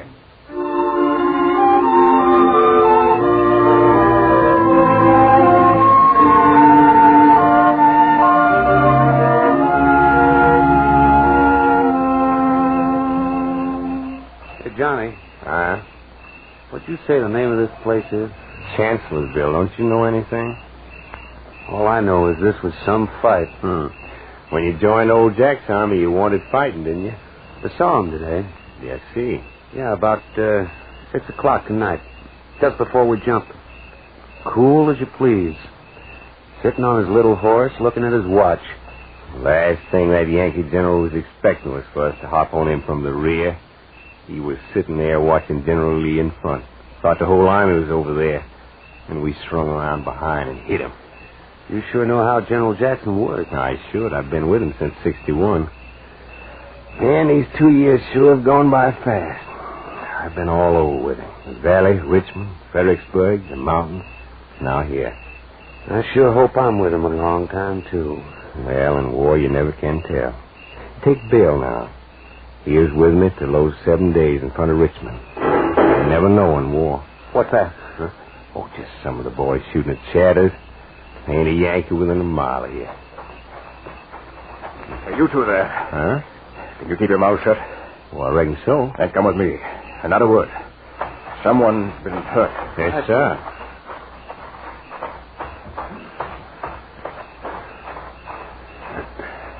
Johnny. Huh? Johnny, it's the general. I told you, son. You never know in war.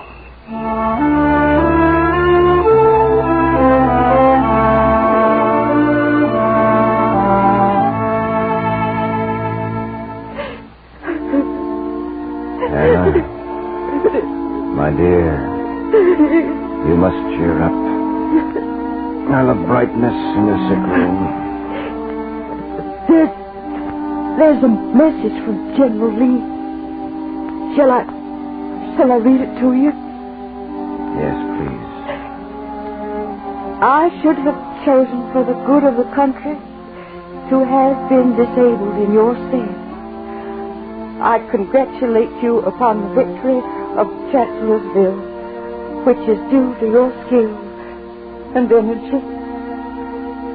General Lee is very kind, but he should give the praise to God. Let us give him the glory. Let us cross over the river and rest in the shade of the trees.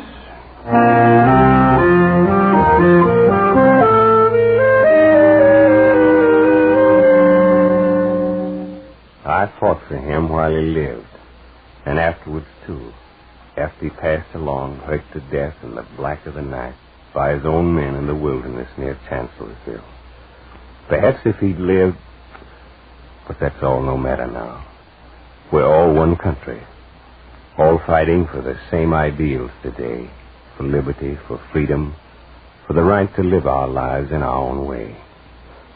And somehow I can't help but believe that Stonewall Jackson, brilliant general, lightning on horseback that he was, striking at the least expected moment in the most unlooked-for place, was fighting in his way for those same ideals. How can he help but take his place along with Grant and Lee, Longstreet and Meade, Sheridan and Stewart, as another American hero?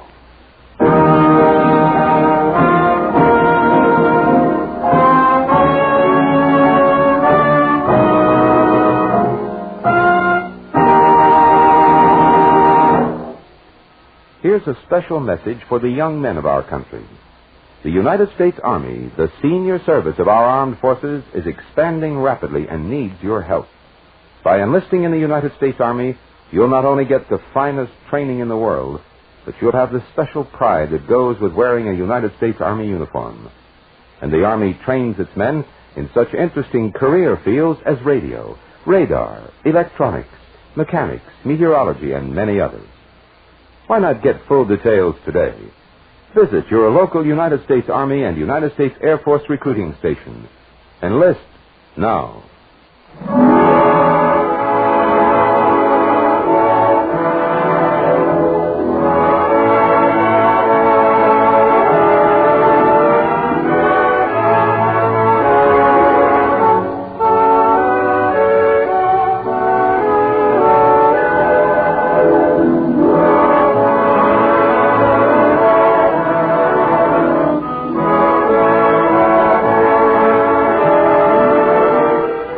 This has been another program on Proudly We Hail, presented transcribed in cooperation with this station by the United States Army and the United States Air Force Recruiting Service.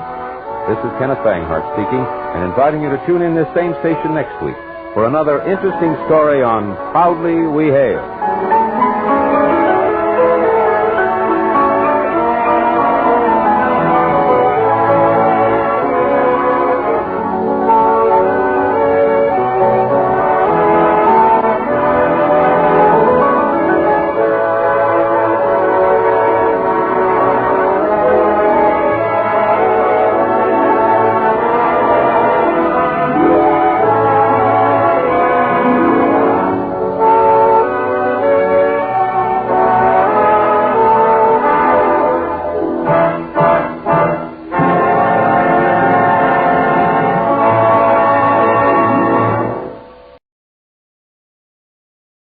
Episode from the life of Sherlock Holmes will be transmitted to our men and women overseas by short wave and through the worldwide facilities of the Armed Forces Radio Service.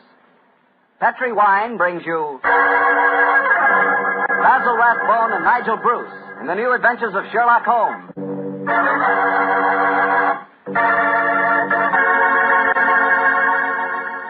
The Petri family, the family that took time to bring you good wine, invite you to listen to Dr. Watson tell us another exciting adventure he shared with his old friend, that master detective, Sherlock Holmes.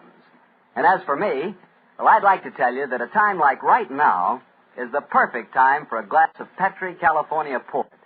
After you've had a good dinner, boy, Petri Port is a real topper. That rich, deep red Petri Port is really an extraordinary wine. Even its color's different. And as for its flavor, well, it'll take a better man than me to describe that. Petri Port is a hearty wine, sure. And every other quality that you look for in a good port, you'll find in Petri Port, and then some. Try Petri Port by itself, or serve it with fruit, with nuts, or with cake. But share it with your friends, will you? Because you can serve it proudly. After all, it is a Petri wine, and that name Petri is the proudest name in the history of American wines.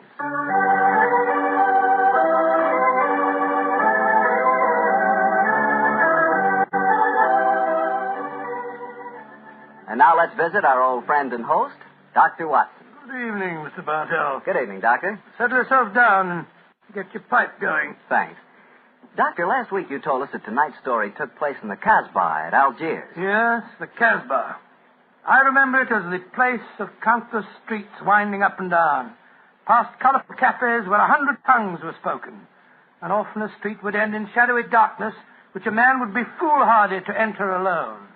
Yes, Mr. Bartell, that was the Casbah that Sherlock Holmes and I knew in that winter of '99. Well, how did you happen to be out there, Doctor? Do you mind if I tell you the story from the start, Mr. Bartell? It really began on a wintry night in Baker Street at the conclusion of a strange murder in Montrevor Castle. A charming young girl sat on the sofa of our lodgings in Baker Street and talked. But, Mr. Holmes, you can't say you'll have nothing more to do with the Dear Miss Montrevors. Redfield, I found the true murderer of the Dowager Countess and committed suicide. Surely the case is ended. Yes, Mr. Holmes, you found the real murderer. But now I want you to find the unfortunate young man who fled England 5 years ago when he was suspected of a crime. This is a new development, Miss Redfield. Please tell us about it. It's Douglas Milton that I'm talking about. Oh, yes. He was the heir to the title, wasn't he? Yes, Mr. Holmes. He was a sensitive, artistic boy, and when he knew that he was under suspicion, he ran away. Mm-hmm. Of course, everyone regarded his flight as an admission of guilt. That is, until you found the real culprit, Mr. Holmes. I imagine, Miss Redfield, that your interest in the missing boy is not entirely, shall we say, altruistic? I'm in love with him, Dr. Watson. Oh. We were engaged to be married when he ran away. Mr. Holmes, you've got to find him. He must know that his name has been cleared and that he's inherited the title. Miss Redfield, have you any direct news, any letter from your fiancé since he left 5 years ago? None. Any clues as to his hiding place? Only this. It's a painting I received anonymously a year after he had left. Oh. It was sent from a forwarding address in London. Here it is, Mr. Holmes. Thank you. Small oil painting. Very good one, too, I say. Yes. His splendid sense of composition and his use of color is unusually brilliant. You recognize this painting as the work of your fiancé, Miss Redfield? I'm certain of it. Yes. Wonderful use of color. Observe the delicate shadings of that sunset and the brilliant green of the oasis. This scene is extraordinarily reminiscent of the desert in North Africa. Yes, that's what made me say I was certain he'd gone abroad, Mr. Holmes. But why did he go to North Africa? A good place, Watson, for an Englishman who imagines himself to be escaping justice. Remember, the Foreign Legion is stationed there. You think he might have joined the Legion, Mr. Holmes? Right. Would seem logical. No questions are asked of those who join it, and its colorful obscurity might easily appeal to a young fellow in trouble. Hello. What is it, Holmes? Quite a few grains of sand between the canvas and the frame here. Miss Redfield, do you mind if I pry the canvas loose? Do anything you like, Mr. Holmes, if it gives you any clue to Douglas's whereabouts. Give me your penknife, will you, Watson? Yeah. Thanks, old chap. Here we are. Can you see anything? Uh-huh. Look. The word Schlick. An Elafroon. Stamped here. Sheriff is probably the framer's name, and Elafroon is a town some 50 miles from Algiers. That settles it. Miss Redfield, I accept your case. Watson and I will go to Africa and try to find your fiancé, Douglas Milton.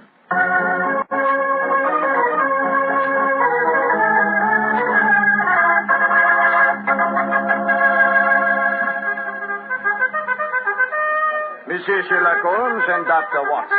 I have heard of you so often, but I never thought I should see you here at the headquarters of the Foreign Legion. What can I do for you, gentlemen? Well, Colonel Brisson, I'm trying to trace an Englishman who has been missing during the past 4 years. I have reason to believe that he might have joined the Legion. Yeah, I shall look in my records. Let me see. 4 years ago would be 1895. If Sherlock Holmes is tracking him, then I suppose he was in trouble in his own country. If he was in trouble, he might easily have come to us. We ask no questions. 97, 96, 95. In that year, 3 young Englishmen joined us. One of them died of dysentery 2 years ago in Cedar Raji. One of them deserted 18 months ago, and we have been unable to trace him.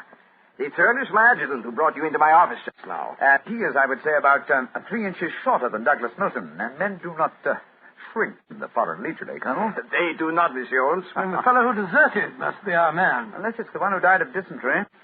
Colonel de Brisson, how would you advise us to set about trying to find a deserter? Monsieur Holmes, there's only one place in Algeria where a man can hide from the Foreign Legion and remain hidden. Oh, and what's that place? The Casbah in Algiers. Then that's our destination, Watson. Be very careful, please, gentlemen. The Casbah is a place where the law is exiled. The police have no jurisdiction there. The only rule is that of strength, violence, and threat. We shall be very cautious, I assure you. Goodbye, Colonel de Brisson, and thank you for your help.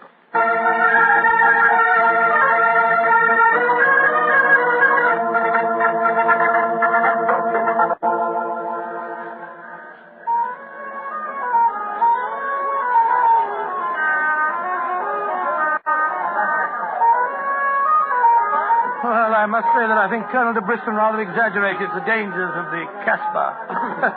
I suppose you're going to tell me this cafe is the headquarters for a dope smuggling ring or white slaving or something. Its ramifications are even more extensive than those you've mentioned. You're joking, Holmes. I assure you I'm not, old fellow. What? My old friend Duhamel is chief of police affairs. When I told him our mission, he advised me to come here. A 500-franc note, and the proprietor can obtain any and all information regarding the underworld.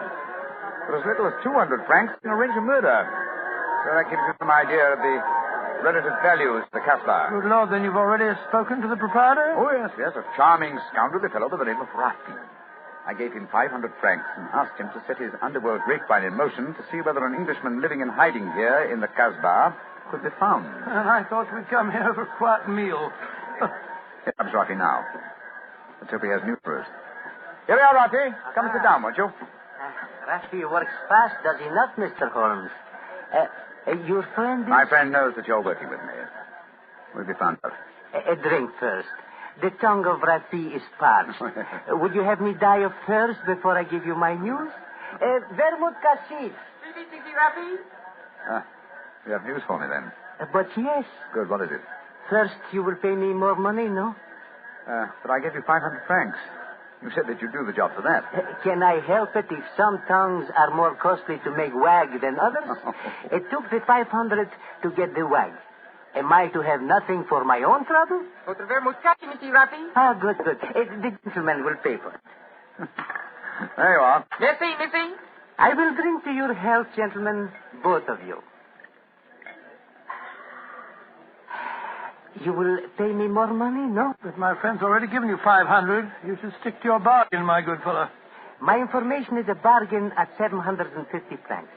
It would be a bargain at 1,000, but Rafi will let you have it for 750 because he likes you. You will give it to me, no? And if I refuse? Then you get no information, and perhaps I spread news in the Casbah that makes it uncomfortable for you gentlemen to be there. Wait, Scott, this is blackmail. I get the money, no? You're a scoundrel, Rafi. Of course I'm a scoundrel. Here's your money. And information? There is an Englishman hiding here in the Casbah. I do not know his name, but he is tall and fair-haired. I cannot tell you where he lives, but if you go to the Cafe of 1,000 Sighs, you will find a girl who sings there. A girl who sings like a nightingale. Her name is Aisha, and she can lead you to your Englishman. A girl named Aisha. The Cafe of 1,000 Sighs. That is right. I would suggest that you go there in disguise. 2 well-dressed Englishmen might find themselves in trouble. For a small fee, say 200 francs, I will escort you there myself. Thank you, yes. I think we can manage by ourselves, Rafi. If your business is concluded quickly and time weighs heavy on your hands, Rafi can take you to some places of rare interest. Dancing girls that wither one's eyeballs with their beauty. For 500 francs, gentlemen... Thank you, Rafi, thank you. I have a feeling the time will not weigh heavily on our hands. Good night. You work too hard, gentlemen. You should learn how to play. Good night. On my soul, I think that fellow's the biggest blackguard I ever met. I quite agree, old chap, but he is amusing. By the way, Holmes, don't you think that when this case is finished, we might have a time on our hands? Oh, Watson, you're incorrigible. But I think... Watson. What is it? The man sitting over in the corner by himself. By Joe, yes. His face seems familiar. We've seen him before somewhere. Of course we have. His name is Oliver Leeming. We met him at the inquest on the Montreal case. So we did. Now, what on earth do you suppose he's doing here in the Casbah? Not on a holiday, I'm sure. Mr. Oliver Leeming, if you recall, is a cousin of Douglas Milton's. The man we're searching for. If Milton were ever declared legally dead, Mr. Leeming over there would inherit the title. It looks to me as if we're not the only people in the Casbah who are searching for the missing heir. That's true, old fellow. Come on, let's go and talk to the gentleman.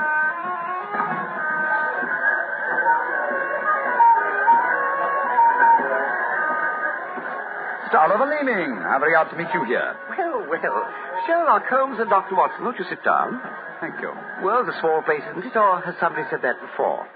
I wondered if you'd spot me over here in the corner. Oh, you saw us, sir. Of course. You seem to be in such deep conversation with that scoundrel Rafi. I didn't like to disturb you. Very considerate of you, I'm sure. Why are you here, Mr. Fleming? Oh, I'm making a business trip. This is my day off. As I recall it, you're in the publishing business. Correct. What a memory you have. It seems peculiar that you should be on a business trip here. Are you planning on opening a publishing house in Algiers, or are you searching the Casbah for new authors? Why not? I'm a great believer in encouraging new talent. Mr. Leeming, why don't you admit that you're here for the express purpose of trying to find your cousin, Douglas Milton? Mr. Holmes, you've discovered my secret. The great Sherlock Holmes and his watchdog have their eager eyes on me. They know that I succeed to the title if Douglas Milton dies. Yes, Mr. Leeming, we know that fact. And you have fathomed my plan to find Douglas before me and kill him so that I may inherit the title. How lucky I am to meet you in Casbah, where you cannot arrest me. Well, it's a race against time, gentlemen, but I have a head start, as you will soon find out. Goodbye, and the best of luck to you. Extraordinary fellow. He's joking, of course. I believe not, Watson. I think he labors under the whimsical belief that the best method of discounting the truth is to state it as boldly so that it will not be believed. Great Scott, then we must work fast. Yes, old chap, we must. I'm sure that we're entrants in a race against death.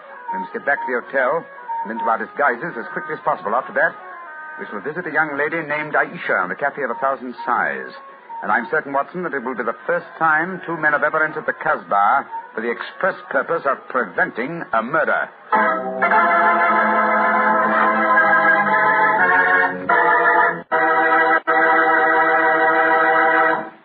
We'll hear the rest of Dr. Watson's story in just about a second, which gives me time to remind you that if you like the flavor of big, plump, juicy Muscat grapes, you'll love the flavor of Petri California Muscatel. What a wine. Petri Muscatel is the perfect after-dinner wine. It looks good, smells better than it looks, and when it comes to the taste department, well, you never tasted anything like it. For a really good wine, remember first Petri, then Muscatel. Petri Muscatel. Well, Doctor, I can hardly wait to hear what happened next. You and Sherlock Holmes went back to the hotel, I suppose. Yes, Mr. Hotel. Holmes quickly adopted the disguise of an Arab guide, while I assumed the role of a tourist. And we started off on our search. Outside the Cafe of 1,000 Sighs, we met with a rude shock. Good Lord. It's the fellow we met in the cafe. Yes, Oliver Leeming, with a knife between his shoulders. He's dead, Holmes. Didn't we get into touch with the police? What can they do? Remember, there is no law in the Casbah. In any case, this man is beyond our help. Our job is to protect the living. Come on, old fellow. Let's go to the Cafe of 1,000 Sighs and find this girl, Aisha. The girl, Rafi says, sings like a nightingale. Comment joie seul qui chante, je l'appelle ma petite bourgeoise, ma tante noire.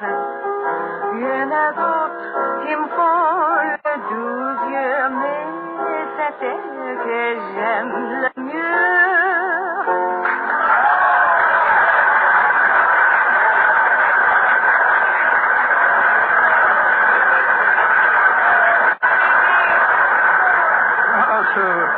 So that's the girl, Aisha. She's very beautiful. Have to get our role of tourist and guide, old chap. Master, would you to meet this Aisha? Very much indeed. I will see if it can be arranged, Master. Wait here for me, Watson. I'll see what I can do. Right you are, Holmes. Be careful now.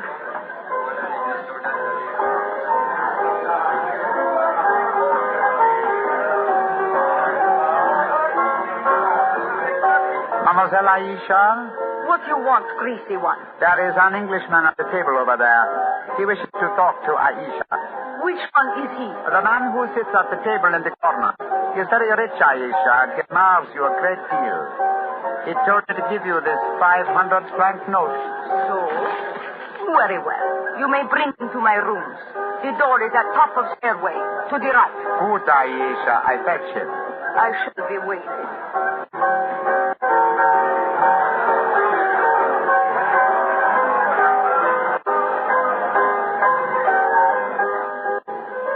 Aisha will see you, Master. Follow me, please. Oh, very well. I hope you know that you're going to handle this, Holmes. Don't worry, Watson. In this case, I think honesty will be the best policy. Well, I'm not so sure. This place is a thieves' kitchen if ever I saw one. You better be careful. First door to the right at the top of the stairs. And this is it.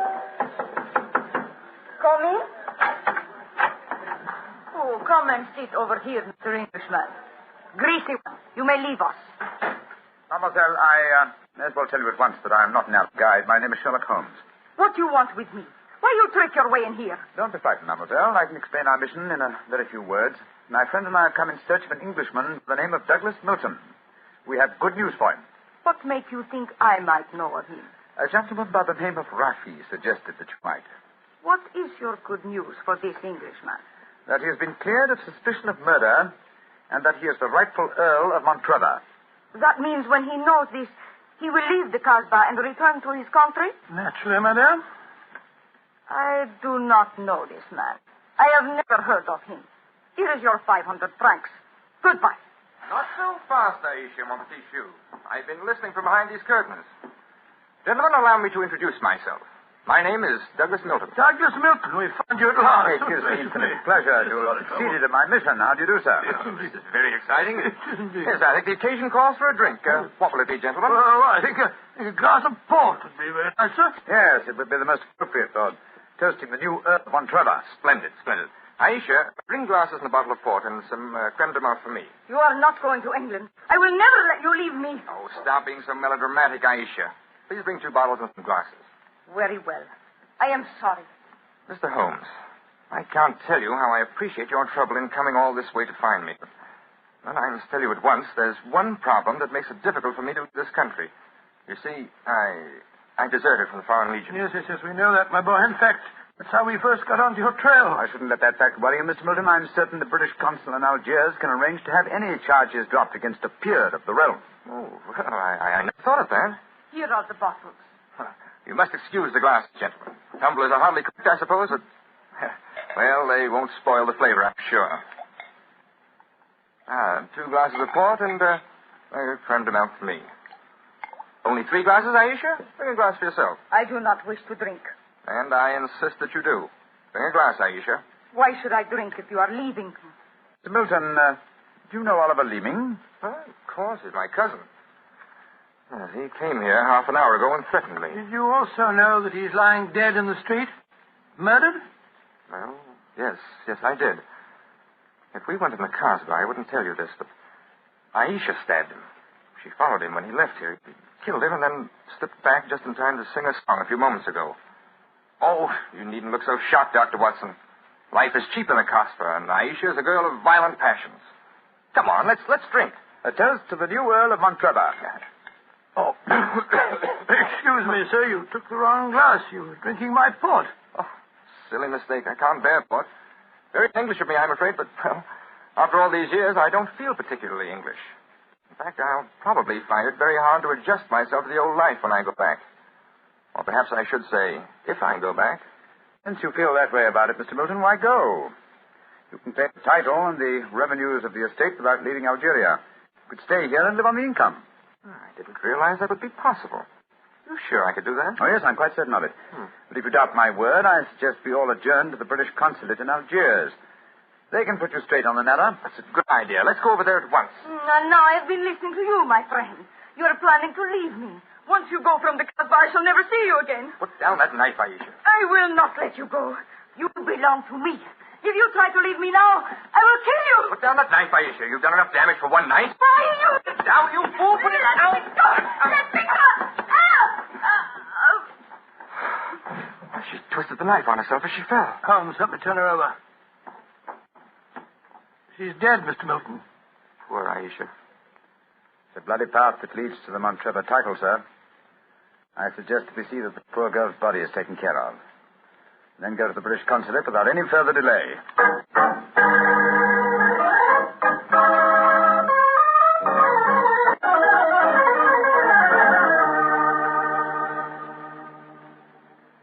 Now that we're at the consulate, Mr. Milton, I suggest that you swear on oath that you are Douglas Milton, heir to the Montrevor estate. This gentleman is a commissioner of oaths, and we can go in and see the consul. Very well. Now, raise your right hand, please, and repeat after me. I hereby solemnly swear that I am Douglas Milton, the missing heir to the Montrevor estate. I hereby swear that I am Douglas Milton, missing heir to the Montrevor estate. Thank you, sir. And now, if you will sign the statement here, these gentlemen can witness it. There you are. Thank you, sir. And now, if you gentlemen will sign. Yes, certainly. Thank you, gentlemen. The document is now legal. Splendid. Now, let's go over and see the consul. Not yet, my friend. Watson, this man is not Douglas Milton. What the devil are you talking about? There is no law in the Casbah, sir, so you cannot be punished for the 2 murders you committed there. But now that your avarice has tempted you here to Algiers, where you've been foolish enough to sign a false statement, I think we can at least settle you very nicely for desertion, false impersonation, forgery, and perjury. What do you mean? The story should be obvious, old fellow. Oliver Leeming did track down the deserter. Recognition was uncertain after so many years, but at least it gave this gentleman the idea of impersonating the real Douglas Milton, a friend of his. You have a lively imagination, Mr. Holmes. The real Douglas Milton died of dysentery 2 years ago in Sidi El Raj. As soon as the idea of impersonating Milton was born, Leeming had to die. Your theories are very interesting, but you haven't a shred of proof. I say that I'm Douglas Milton. How are you going to prove otherwise? Very simply, my dear sir. Douglas Milton was a painter. A painter who excelled in the use of vivid colors. You, sir, suffer from the quite common malady of red-green color blindness. Less than an hour ago, you mistook a glass of port, which is red, for a glass of crème de menthe, which is green. I knew at once that you were an impostor. You're cleverer than I thought you were, Holmes. Goodbye. Here, come back. No, Watson. Don't go after him. But we can't let him escape, Holmes. Don't worry, old chap. He won't escape. I sent a message to Colonel de Blanc. If you go to the window, I think you'll find that the consulate is being watched. The Legion has a long memory for desertion. I don't think he'll get very far. They got him, Holmes. Shot him as he was trying to run away. A just death for him. Lived a life of violence and treachery, Watson. It's only fitting that he should die in the same manner.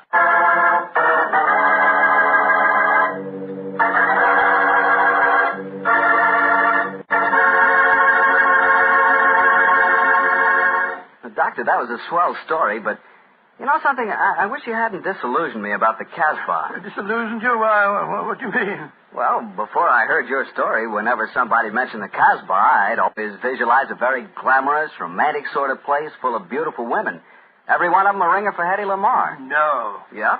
And I could just see myself, handsome, dashing, going up to one of those beautiful girls and whispering in my fine French accent, "Darling, you are sensational. You are lovely, gorgeous. Tell me, have you ever tried Petri wine? It's wonderful." Well, you must admit, Doctor, that is the truth. It is wonderful wine. It certainly ought to be. Incorrigible. After all, winemaking has been the business of the Petri family ever since way back in the 1800s. For generations, the Petri family has handed down from father to son, the fine art of turning luscious, sun-ripened grapes into fragrant, delicious wine. And don't forget, because the making of Petri wine is a family affair, the letters P-E-T-R-I on a bottle of wine are the personal assurance of the Petri family that every drop of wine in that bottle is good wine. So no matter what type wine you prefer, for any occasion, remember you can't go wrong with a Petri wine because Petri took time to bring you good wine. Well, Doctor, now I suppose you're ready to tell us about next week's story? Yes, and as soon as I have, I want you to meet a friend of mine. Friend? Yes. But first, Mr. Bartell, next week, I'm going to tell you an adventure in which, for once, Holmes came off second best.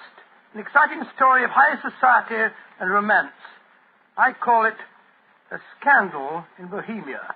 Boy, that sounds swell. And now what about your friend? Well, he's waiting at the microphone in San Francisco. He's Dr. Langley Porter, and he wants to tell us about something very important. Dr. Langley Porter. Thank you, Dr. Watson.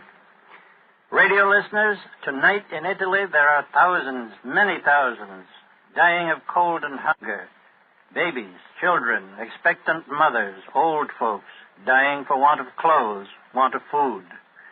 This organization, American Relief for Italy, appeals to you to search your homes for anything that can be made useful for starving, freezing men, women, children.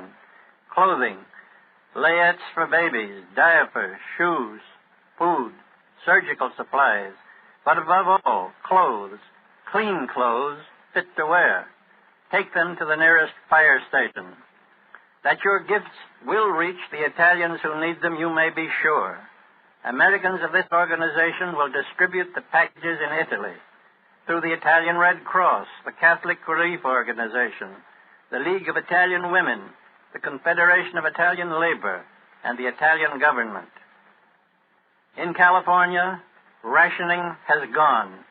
Christmas comes. There, in Italy, death is on the prowl. Radio listeners, lives can be saved.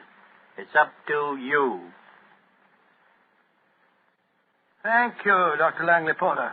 I know that our friends listening in will do all that they can to help the organization American Relief for Italy. Tonight's Sherlock Holmes adventure is written by Dennis Green and Anthony Boucher and was suggested by an incident in the Sir Arthur Conan Doyle story, The Crooked Man.